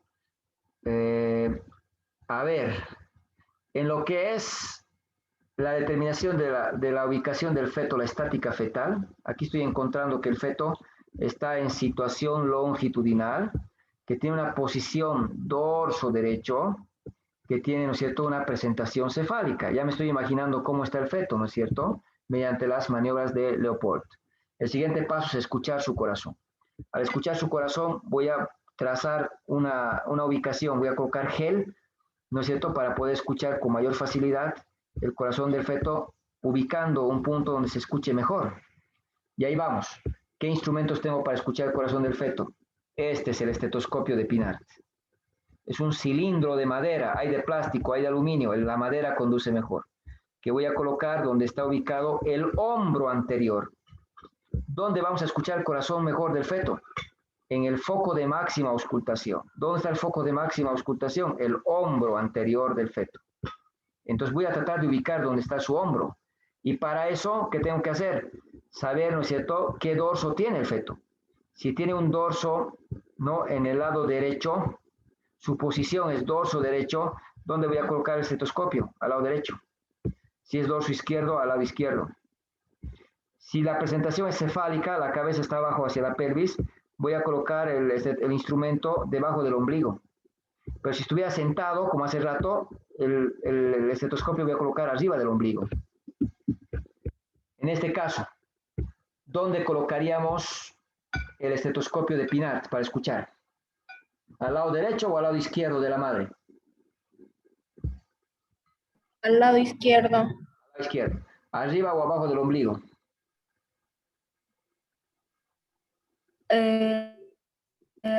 Arriba del ombligo.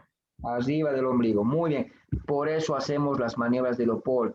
Nuestros pobres internos que están viniendo realmente están con muchas dificultades porque como vienen cada 5 días, no, 4 días en algunos casos, muy poco están pudiendo hacer con las pacientes y no saben ni dónde colocar su estetoscopio de Pinart, por ejemplo, ¿no? Y no pueden escuchar ni el corazón del feto, que es algo básico.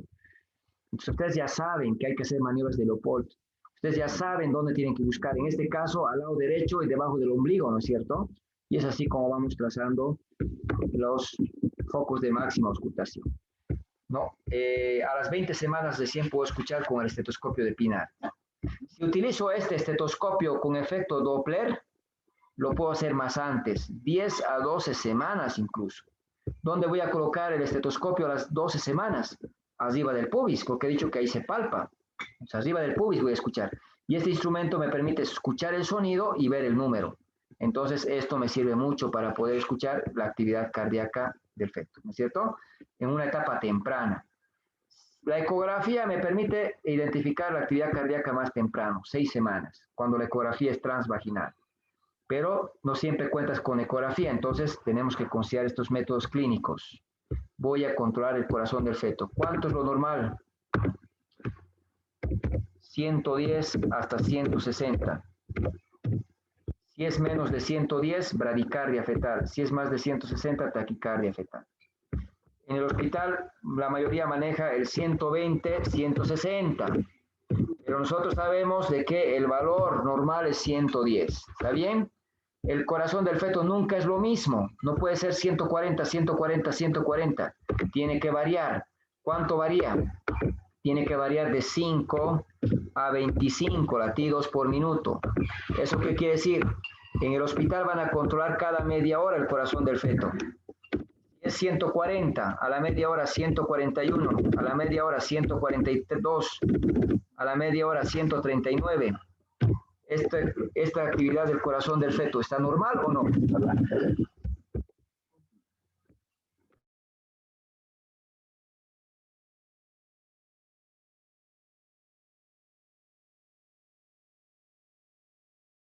Sí, doctor, está normal. Ya, ¿por qué está normal? Porque no puede, porque está variando menos de 5. ¿Qué he dicho hace rato? El corazón tiene que estar entre 110 y 160. ¿Está entre 110 y 160? Eso sí. Está, entonces está normal.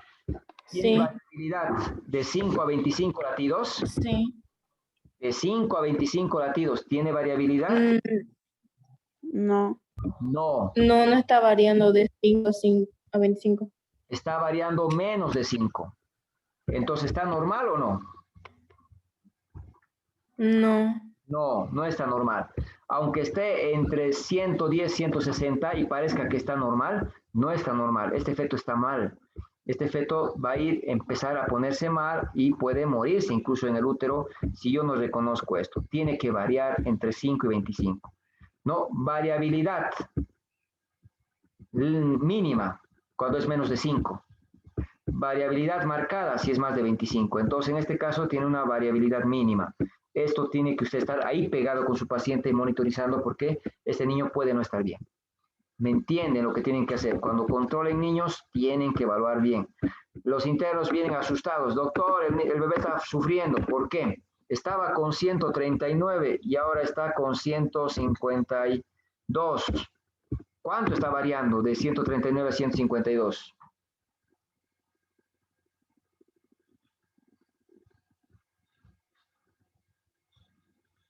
¿Cuántos latidos ha variado? 13. 13. ¿Está bien este bebé o no? Sí, porque no es el normal de 5 a Sí. 25. Está bien. Entonces, el que no sabe se asusta. El doctor está sufriendo porque está aumentando su latido, está variando mucho. Está dentro de la variabilidad. Este niño es sano. Este niño no está sano. Este niño tiene dificultades en la oxigenación, tiene algo que le está dificultando, ¿cierto?, esa actividad cardíaca normal. Entonces, eso tenemos que aprender a interpretar. ¿Listo? Bueno, vamos a ir viendo varias cosas que quiero que vayamos avanzando. No voy a correr mucho, ya vamos a avanzar solamente hasta esta parte porque necesito que vayan de a poco agarrando el ritmo, ¿no? Para poder ir haciendo algunas actividades. Aquí tenemos un video corto que quiero que lo vayamos observando, donde vamos a poder, ¿no es cierto?, ver el resumen de lo que se ha explicado, ¿no? Pacientes de cúbito dorsal, rodillas ligeramente flexionadas, así sujetamos la cinta métrica con el dedo índice. Entre el dedo índice y el dedo medio sujetamos la cinta métrica. Con el borde cubital de la mano buscamos la palpación del fondo uterino y ahí medimos cuántos centímetros tiene esta altura del útero, eso hemos dicho. Después de medir la altura uterina, hacemos las maniobras de Leopold. Primera maniobra de Leopold, médico al lado derecho, borde cubital de ambas manos en el fondo uterino y estoy palpando. Palpo un polo amplio, blando, irregular, ¿no es cierto?, compatible con polo pélvico. Después mis manos desde el fondo uterino, ¿qué tienen que hacer? Recoger hacia ambos flancos, derecho e izquierdo de la madre. Una mano va a fijar, miren, esta mano está quieta, y la otra mano palpa. Y está sintiendo, miren, se hunde, duro, blando, una superficie irregular. Ahora esta mano fija y la otra mano palpa. Una superficie convexa, dura, regular, lisa. ¿Qué es lo que está encontrando? El dorso del feto, el dorso del feto. Tercera maniobra de Leopold. Vamos a hacer una especie de pinza, hemos dicho. Miren, pulgar a un lado y el resto de los dedos al otro lado. Polo pequeño, duro, eso es el peloteo. Se siente lo que golpea mis dedos. Es un polo pequeño, duro, regular, ¿no es cierto?, que pelotea, compatible con polo cefálico. Vamos a mirar los pies del paciente y vamos a introducir los dedos. Fíjense cómo los dedos se entran, porque la cabeza no está encajada, no está insinuada, la cabeza está libre. Entonces ya sé que no está encajada. Está dorso derecho, al lado derecho voy a poner el gel. Está cefálico, voy a colocar debajo del ombligo el gel y luego coloco el transductor. Prendemos el aparato y escuchen.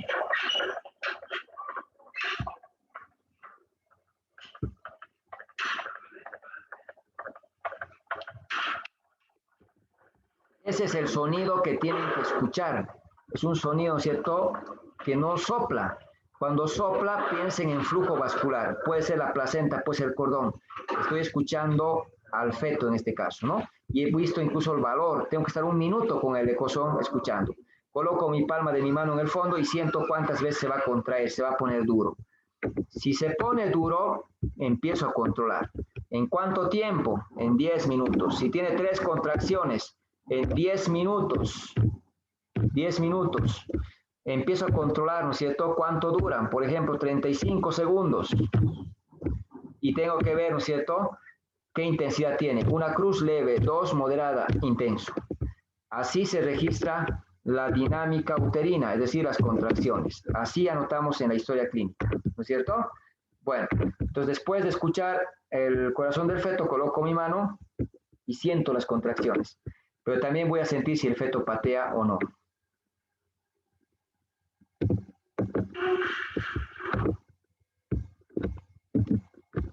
Revisamos la región genital. Esto vamos a describir, ¿no es cierto?, cuando entremos a los otros capítulos, el tacto vaginal, ¿no?, para valorar la pelvis, ¿no?, y lo que vamos valorando en el tacto, el cuello uterino, el canal vaginal y las características ¿no?, del cuello, lo vamos a explicar eso en los capítulos posteriores, ¿ya? Entonces, la pelvimetría que vamos a explicar también. Para terminar, vamos a entonces buscar el diagnóstico. ¿Cómo diagnostico? En orden, quiero que me mantengan este orden. Primero, la información obstétrica incluida de embarazo actual. 2 embarazos, un embarazo anterior que terminó en parto vaginal, ninguna cesárea, ningún aborto. Estoy incluyendo el embarazo actual. Siempre van a empezar con este diagnóstico. Gestaciones 2, partos 1, cesárea 0, aborto 0. Segundo, las semanas de embarazo. Embarazo de 39 semanas con 5 días por fecha de última menstruación. Me van a anotar por qué método están calculando. Pueden calcular por ecografía del primer trimestre, por fecha de última menstruación o por clínica. El que sea más confiable. ¿Cuál es el método más confiable?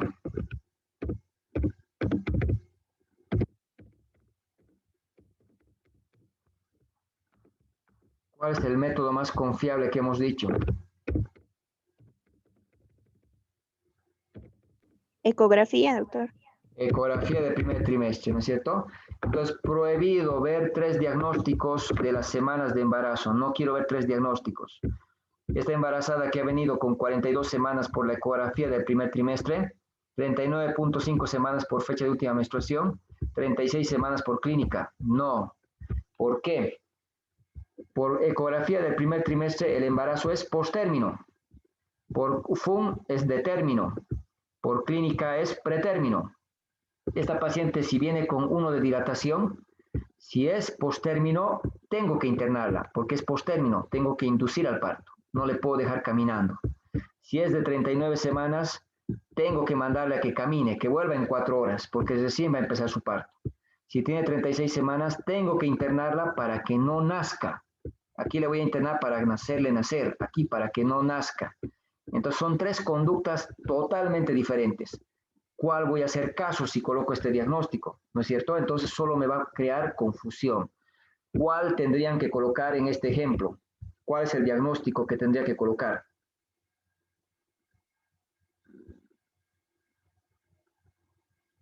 ¿Sería el por eco, el que es más confiable? Embarazo de 42 semanas por eco. Eso tendrías que poner directamente, porque es el más confiable, ¿no es cierto? Pero si la paciente no tiene eco, recurro a la fecha de menstruación. Y esto es lo que vamos a calcular conmigo. Hacer de cuenta que no tienen ecografías del primer trimestre. Porque si van a provincia, si van a un lugar donde no hay ecografías, tienen que aprender a calcular por FUM.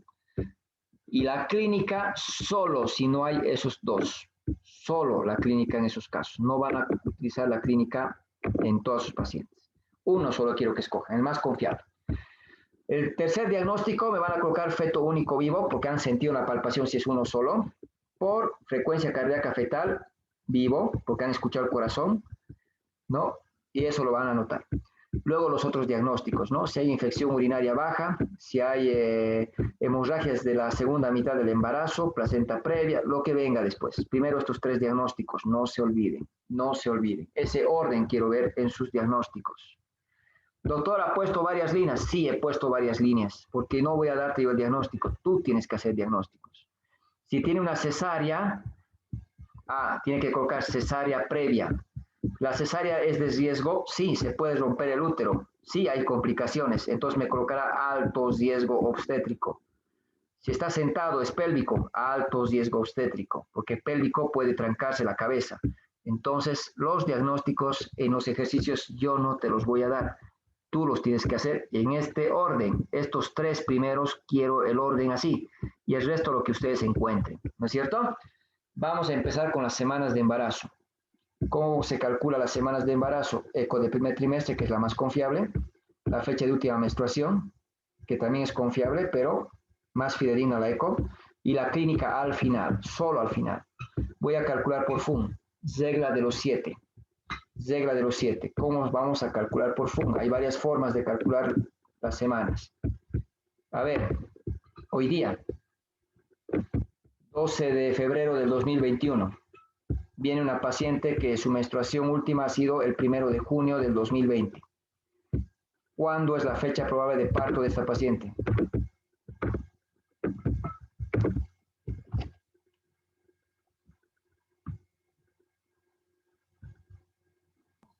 ¿8 de marzo de 2021? 8 de marzo De 2021. 7 más 1, 8. 6 menos 3, 3, 2021. Esa es la fecha aproximadamente que van a ser para marzo de este año, ¿no es cierto? Muy bien. Pero yo quiero saber hoy día, 12 de febrero, cuántas semanas tiene mi paciente. Yo sé que van a ser ahora en marzo. Ahora yo quiero saber cuántas semanas tiene hoy. ¿Qué vamos a hacer para este cálculo? Calcular las semanas por FUN. ¿Cuándo ha sido su menstruación? Junio. 1 de junio. Entonces van a colocar este mes. El mes de la menstruación colocan junio, julio, agosto y todos los meses que siguen hasta llegar al mes donde me encuentro hoy día. Hoy me encuentro en febrero, me van a colocar hasta febrero. Hemos anotado todos los meses. Después el siguiente paso es colocar los días. ¿Cuántos días tiene el mes de junio? 30. Si su menstruación ha sido el 1 de junio, ¿cuántos días le falta para acabar el mes?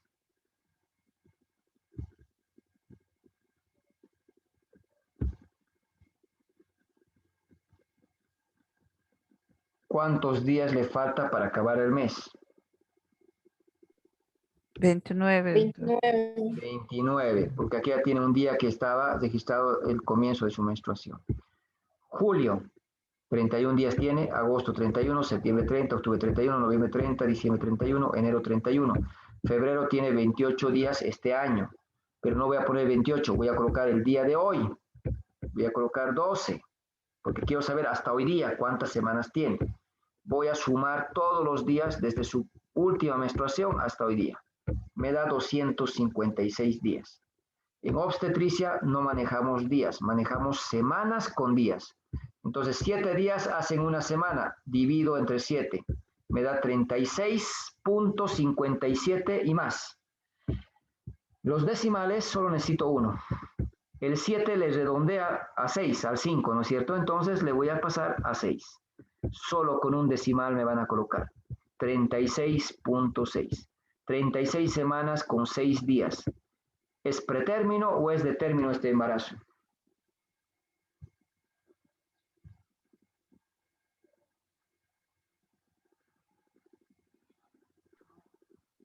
Es pretérmino. Pretérmino. Pretérmino. Mañana, ¿va a ser pretérmino o de término? Va a ser Mañana va a ser de término. Entonces no se olviden, cada día le voy sumando un día. Le sumo un día, ya tiene 7 días. Este 7 días le pasa, ¿no es cierto? A 37. Ya es de término. Mañana ya pueden hacer. Hoy día, ¿pero qué más da un día? Hoy día no pueden hacer porque es inmaduro, porque no está maduro todavía, le falta. Pero es un solo día, no importa, ese día no pueden hacer. No se olviden esto. Para todos, 12 de febrero llega otra paciente que dice que su fecha de menstruación ha sido el 24 de agosto. ¿Cuántas semanas tiene hoy día? El que acaba me dice.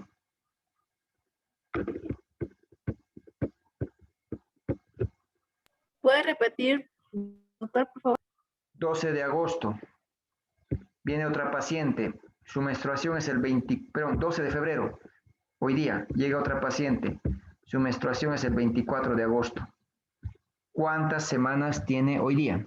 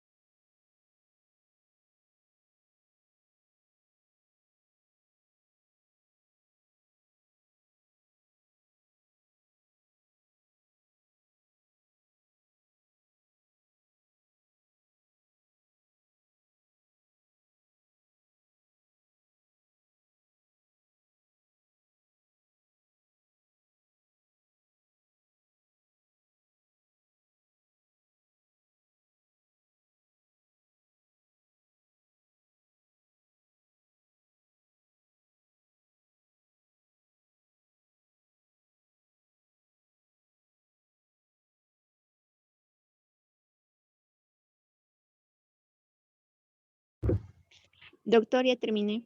Vamos, ¿cómo te llamas? Lili, Lili, vamos, ¿cuántas semanas has calculado?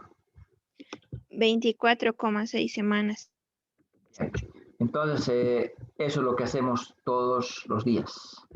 Me has sumado todo, te ha debido dar 172, lo has dividido entre 7 y te ha dado 24 creo que 50 y tantos, ¿no? Lo has redondeado a 24. 57.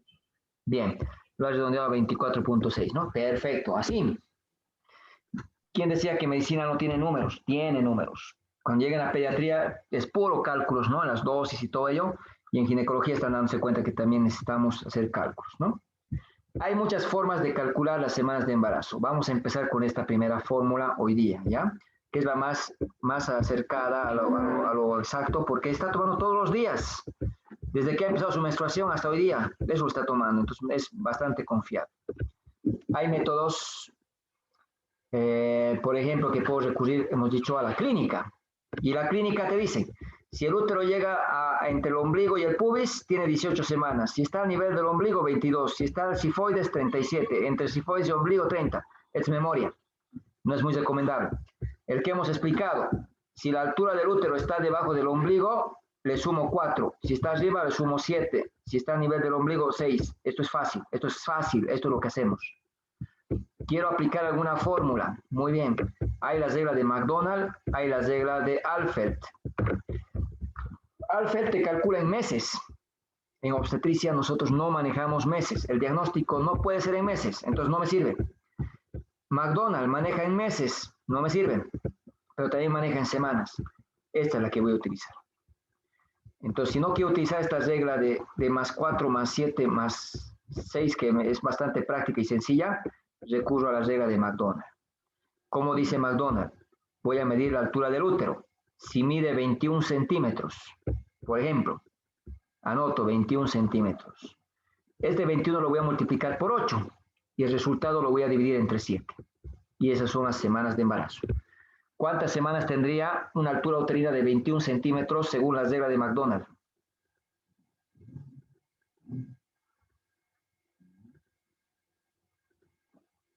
¿21 por 8 dividido entre 7? ¿Cuánto es?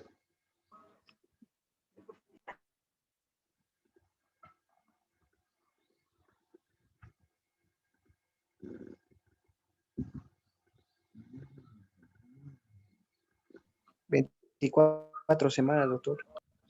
Ya, siempre se van a identificar, ¿no? Elías, muy bien. 24 semanas.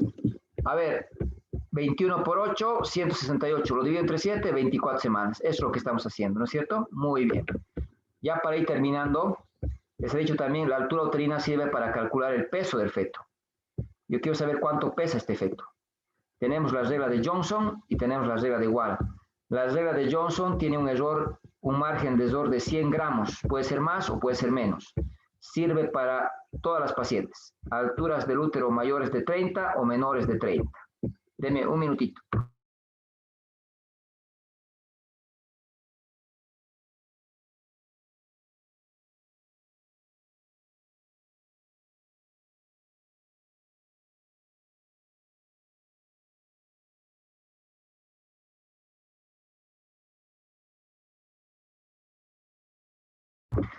Entonces, la regla de Johnson sirve para alturas de útero mayores y menores de 30. Me sirve para todas las pacientes. Es la que vamos a utilizar porque es más cercana a lo exacto, ¿no? No puedo asegurar que sea exacto, es un cálculo. ¿Y cómo vamos a medir? A ver, medimos la altura del útero. Por ejemplo, si tuviera una altura uterina de 29 centímetros. Si tuviera una altura, a ver, mejor, si tuviéramos una altura uterina de 34, usaremos el segundo caso. 34 centímetros. Eso es lo que voy a medir. Le voy a restar 11 si está encajada. O le voy a restar 12 si no está encajada. ¿Cómo sé que está encajada o no? Con la cuarta maniobra de Leopold. Al resultado lo voy a multiplicar por 155, que es una constante. En el caso 2, altura uterina de 34 centímetros, no está encajada. ¿Cuánto estaría pesando este feto con la regla de Johnson? Calculen, me avisan.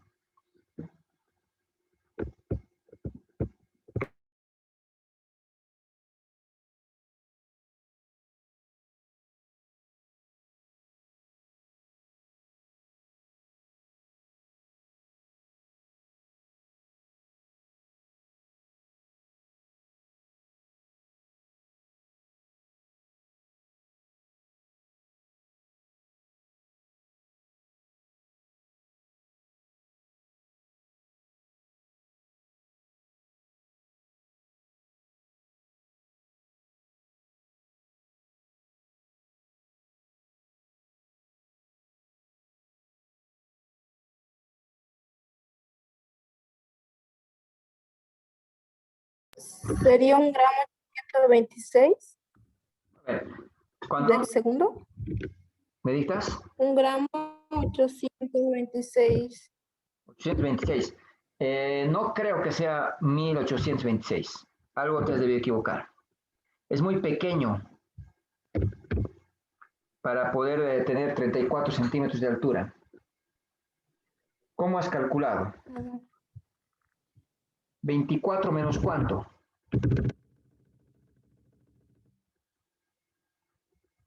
¿Cuánto le has restado? No está encajado.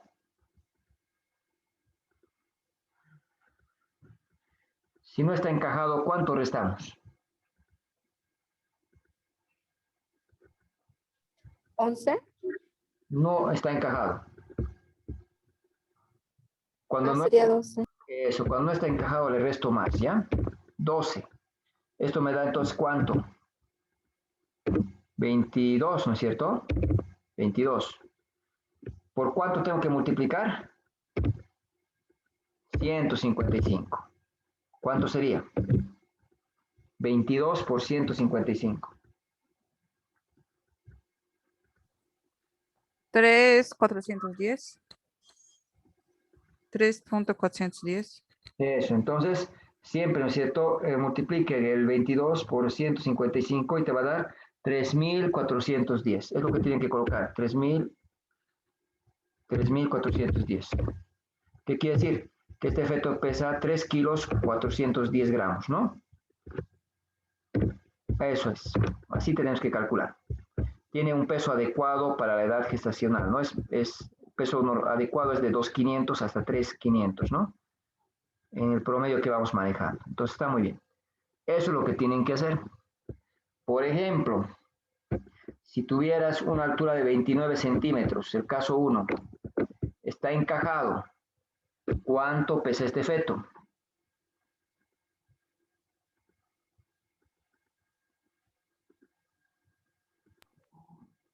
2,790. Eso, no es más rápido. Entonces, se van a ir habituando. Cada vez que vayan haciendo los ejercicios, se van a dar cuenta que no son difíciles los ejercicios que hacemos, ¿no? Muy bien. Están en provincia. Tienen una paciente multípara, tiene 3 hijos. Viene con altura uterina de 37 centímetros. Su presentación está fija. ¿Ya? O sea, yo quiero saber si va a nacer ese niño. Está con 5 de dilatación. ¿Cuánto pesa este feto? Está fija la cabeza.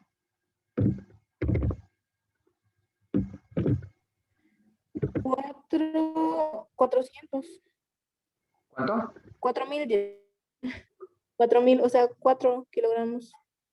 Sale así, 4.000 sale. ¿No tiene decimales? ¿No, o diré, no tiene decenas? Sale 4,030. Entonces tienes que decirlo así, ¿no? 4,030. Tiene 4.030 gramos. 4.030 gramos, ¿no? O sea, 4 kilos con 30 gramos. 4.030, ya así tienen que anotar, gramos. Este feto es macrosómico. ¿Cuándo hablo de macrosomía fetal? Cuando tiene 4 kilos hasta 4 kilos 499. Entonces es macrosómico.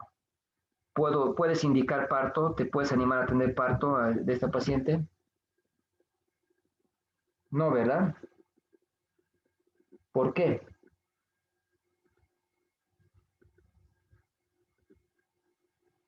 ¿Por qué no se debe atender parto de esta paciente?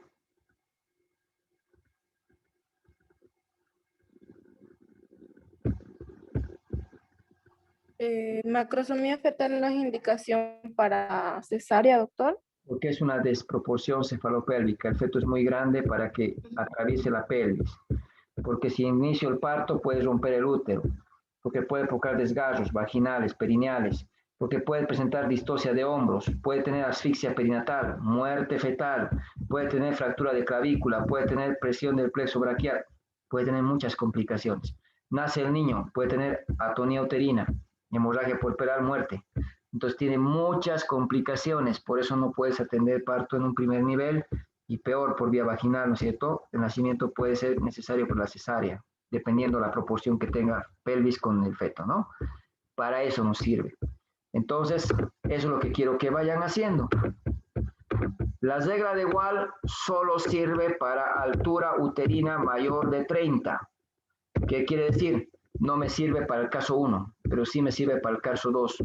¿Qué es lo que hace la regla de Wall?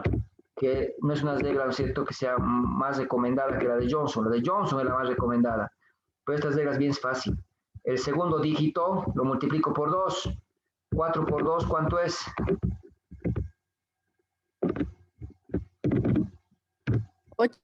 8. 4 por 2 por 8. 4 por 2, 8. El primer dígito lo multiplico por 1000. 3.000 o 3 por 1000. 3.000, ¿no es cierto? Entonces coloco el 3, completo un 0, 2 ceros, 3 ceros. Entonces, ¿cuánto pesa el feto de este niño? 3.800.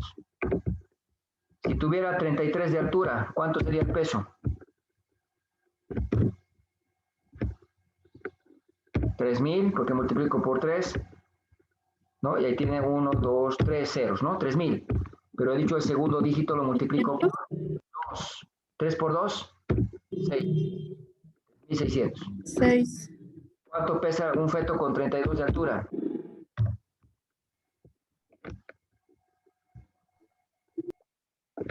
3,400. Más rápido, ¿no es cierto? Es más rápido. Y si tuviera 35 de altura, ¿cuánto pesa? Mm,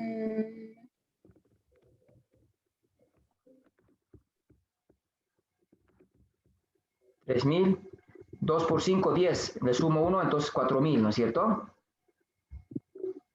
Más rápido. Pero tiene mucho margen de error comparado con la de Johnson. Entonces hay varias formas de hacer. La de igual, que estamos viendo que solo sirve para alturas de 30, ¿ya? Vamos a ejercitarnos eso en la siguiente clase. Sin embargo, hay también gestogramas, muchos pueden tener de ustedes, son un disco que gira este amarillo en relación al disco, ¿no?, blanco. Si la paciente me dice, por ejemplo, ¿cuándo ha sido su última menstruación? El 1 de abril. Este disco amarillo gira. Y aquí tiene una flecha que dice comienzo de la última menstruación. Entonces busco, esto gira, y encuentro el 1 de abril. Ahí está marcado, 1 de abril. Entonces, el primer paso que tengo que hacer es eso, marcar, ¿no es cierto? Ahora voy a fijar la fecha. ¿En qué fecha estoy hoy día? 12. Esto es 10, esto es 12, ¿no es cierto? Aquí. ¿Cuántas semanas tiene cumplida, ¿no es cierto? El feto. En este caso no corresponde porque abril no da para nuestro cálculo, ¿no? Bueno, esto gira en realidad, gira.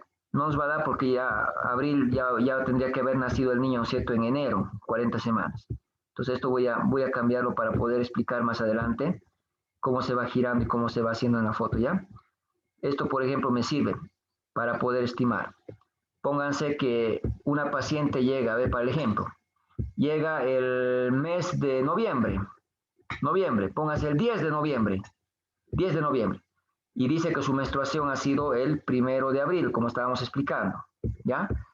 Si la paciente está el 10 de noviembre viniendo a consulta del 2020, 10 de noviembre del 2020, ¿no es cierto?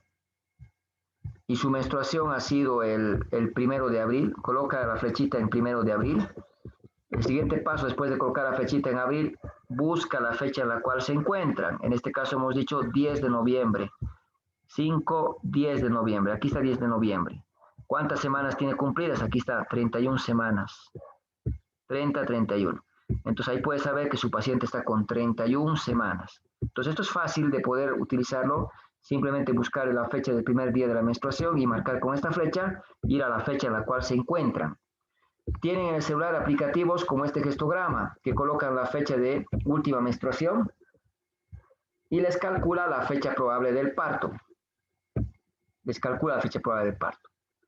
Si el 2 de abril ha sido del 2020 su menstruación, con las reglas de Naegeli es el 9 de enero su nacimiento, ¿no? La fecha probable de parto. El aplicativo, fíjense, calcula el 7 de enero. Entonces, muchos anotan este valor en la historia clínica y cuando te preguntan, ¿cómo has calculado la fecha probable de parto? No sé. Con el aplicativo. No hagan con aplicativos. Utilicen reglas, utilicen fórmulas. Puede variar poco, que no sea muy relevante el dato, sí, pero tienen que ser ustedes metodológicos. Hay que siempre basarse en reglas, ¿no es cierto? En cálculos. Y en este caso, tienen muchas facilidades actualmente, pero para el ejercicio yo quiero que hagan todo con cálculos, en base a reglas, en base a lo que se ha explicado el día de hoy. Bueno, vamos a quedar aquí. Este es el primer tema entonces que estamos avanzando. Vamos a ir coordinando, lo voy a subir a la plataforma. No es cierto, no sé si tienen alguna duda ya para poder después subirles el PDF de presentación y el audio más de la grabación, ¿no? ¿Alguna duda que tengan? No, doctor. Tienen tarea, no se olviden, para estudiar, ¿no es cierto? Para la siguiente clase. Me van a estudiar lo que son, qué es actitud, qué es situación, qué es posición, qué es presentación, y me van a estudiar las características de los polos, ¿no? Del feto a la palpación para que nuevamente vayamos a algunos aspectos, ¿no? Profundizando un poco más lo que hemos explicado. Muy bien. Entonces nos vemos en la siguiente clase. Coordinamos todo de momento por la plataforma y por el WhatsApp, ¿no? Tengan muy buenas tardes. Nos vamos a estar conectando entonces.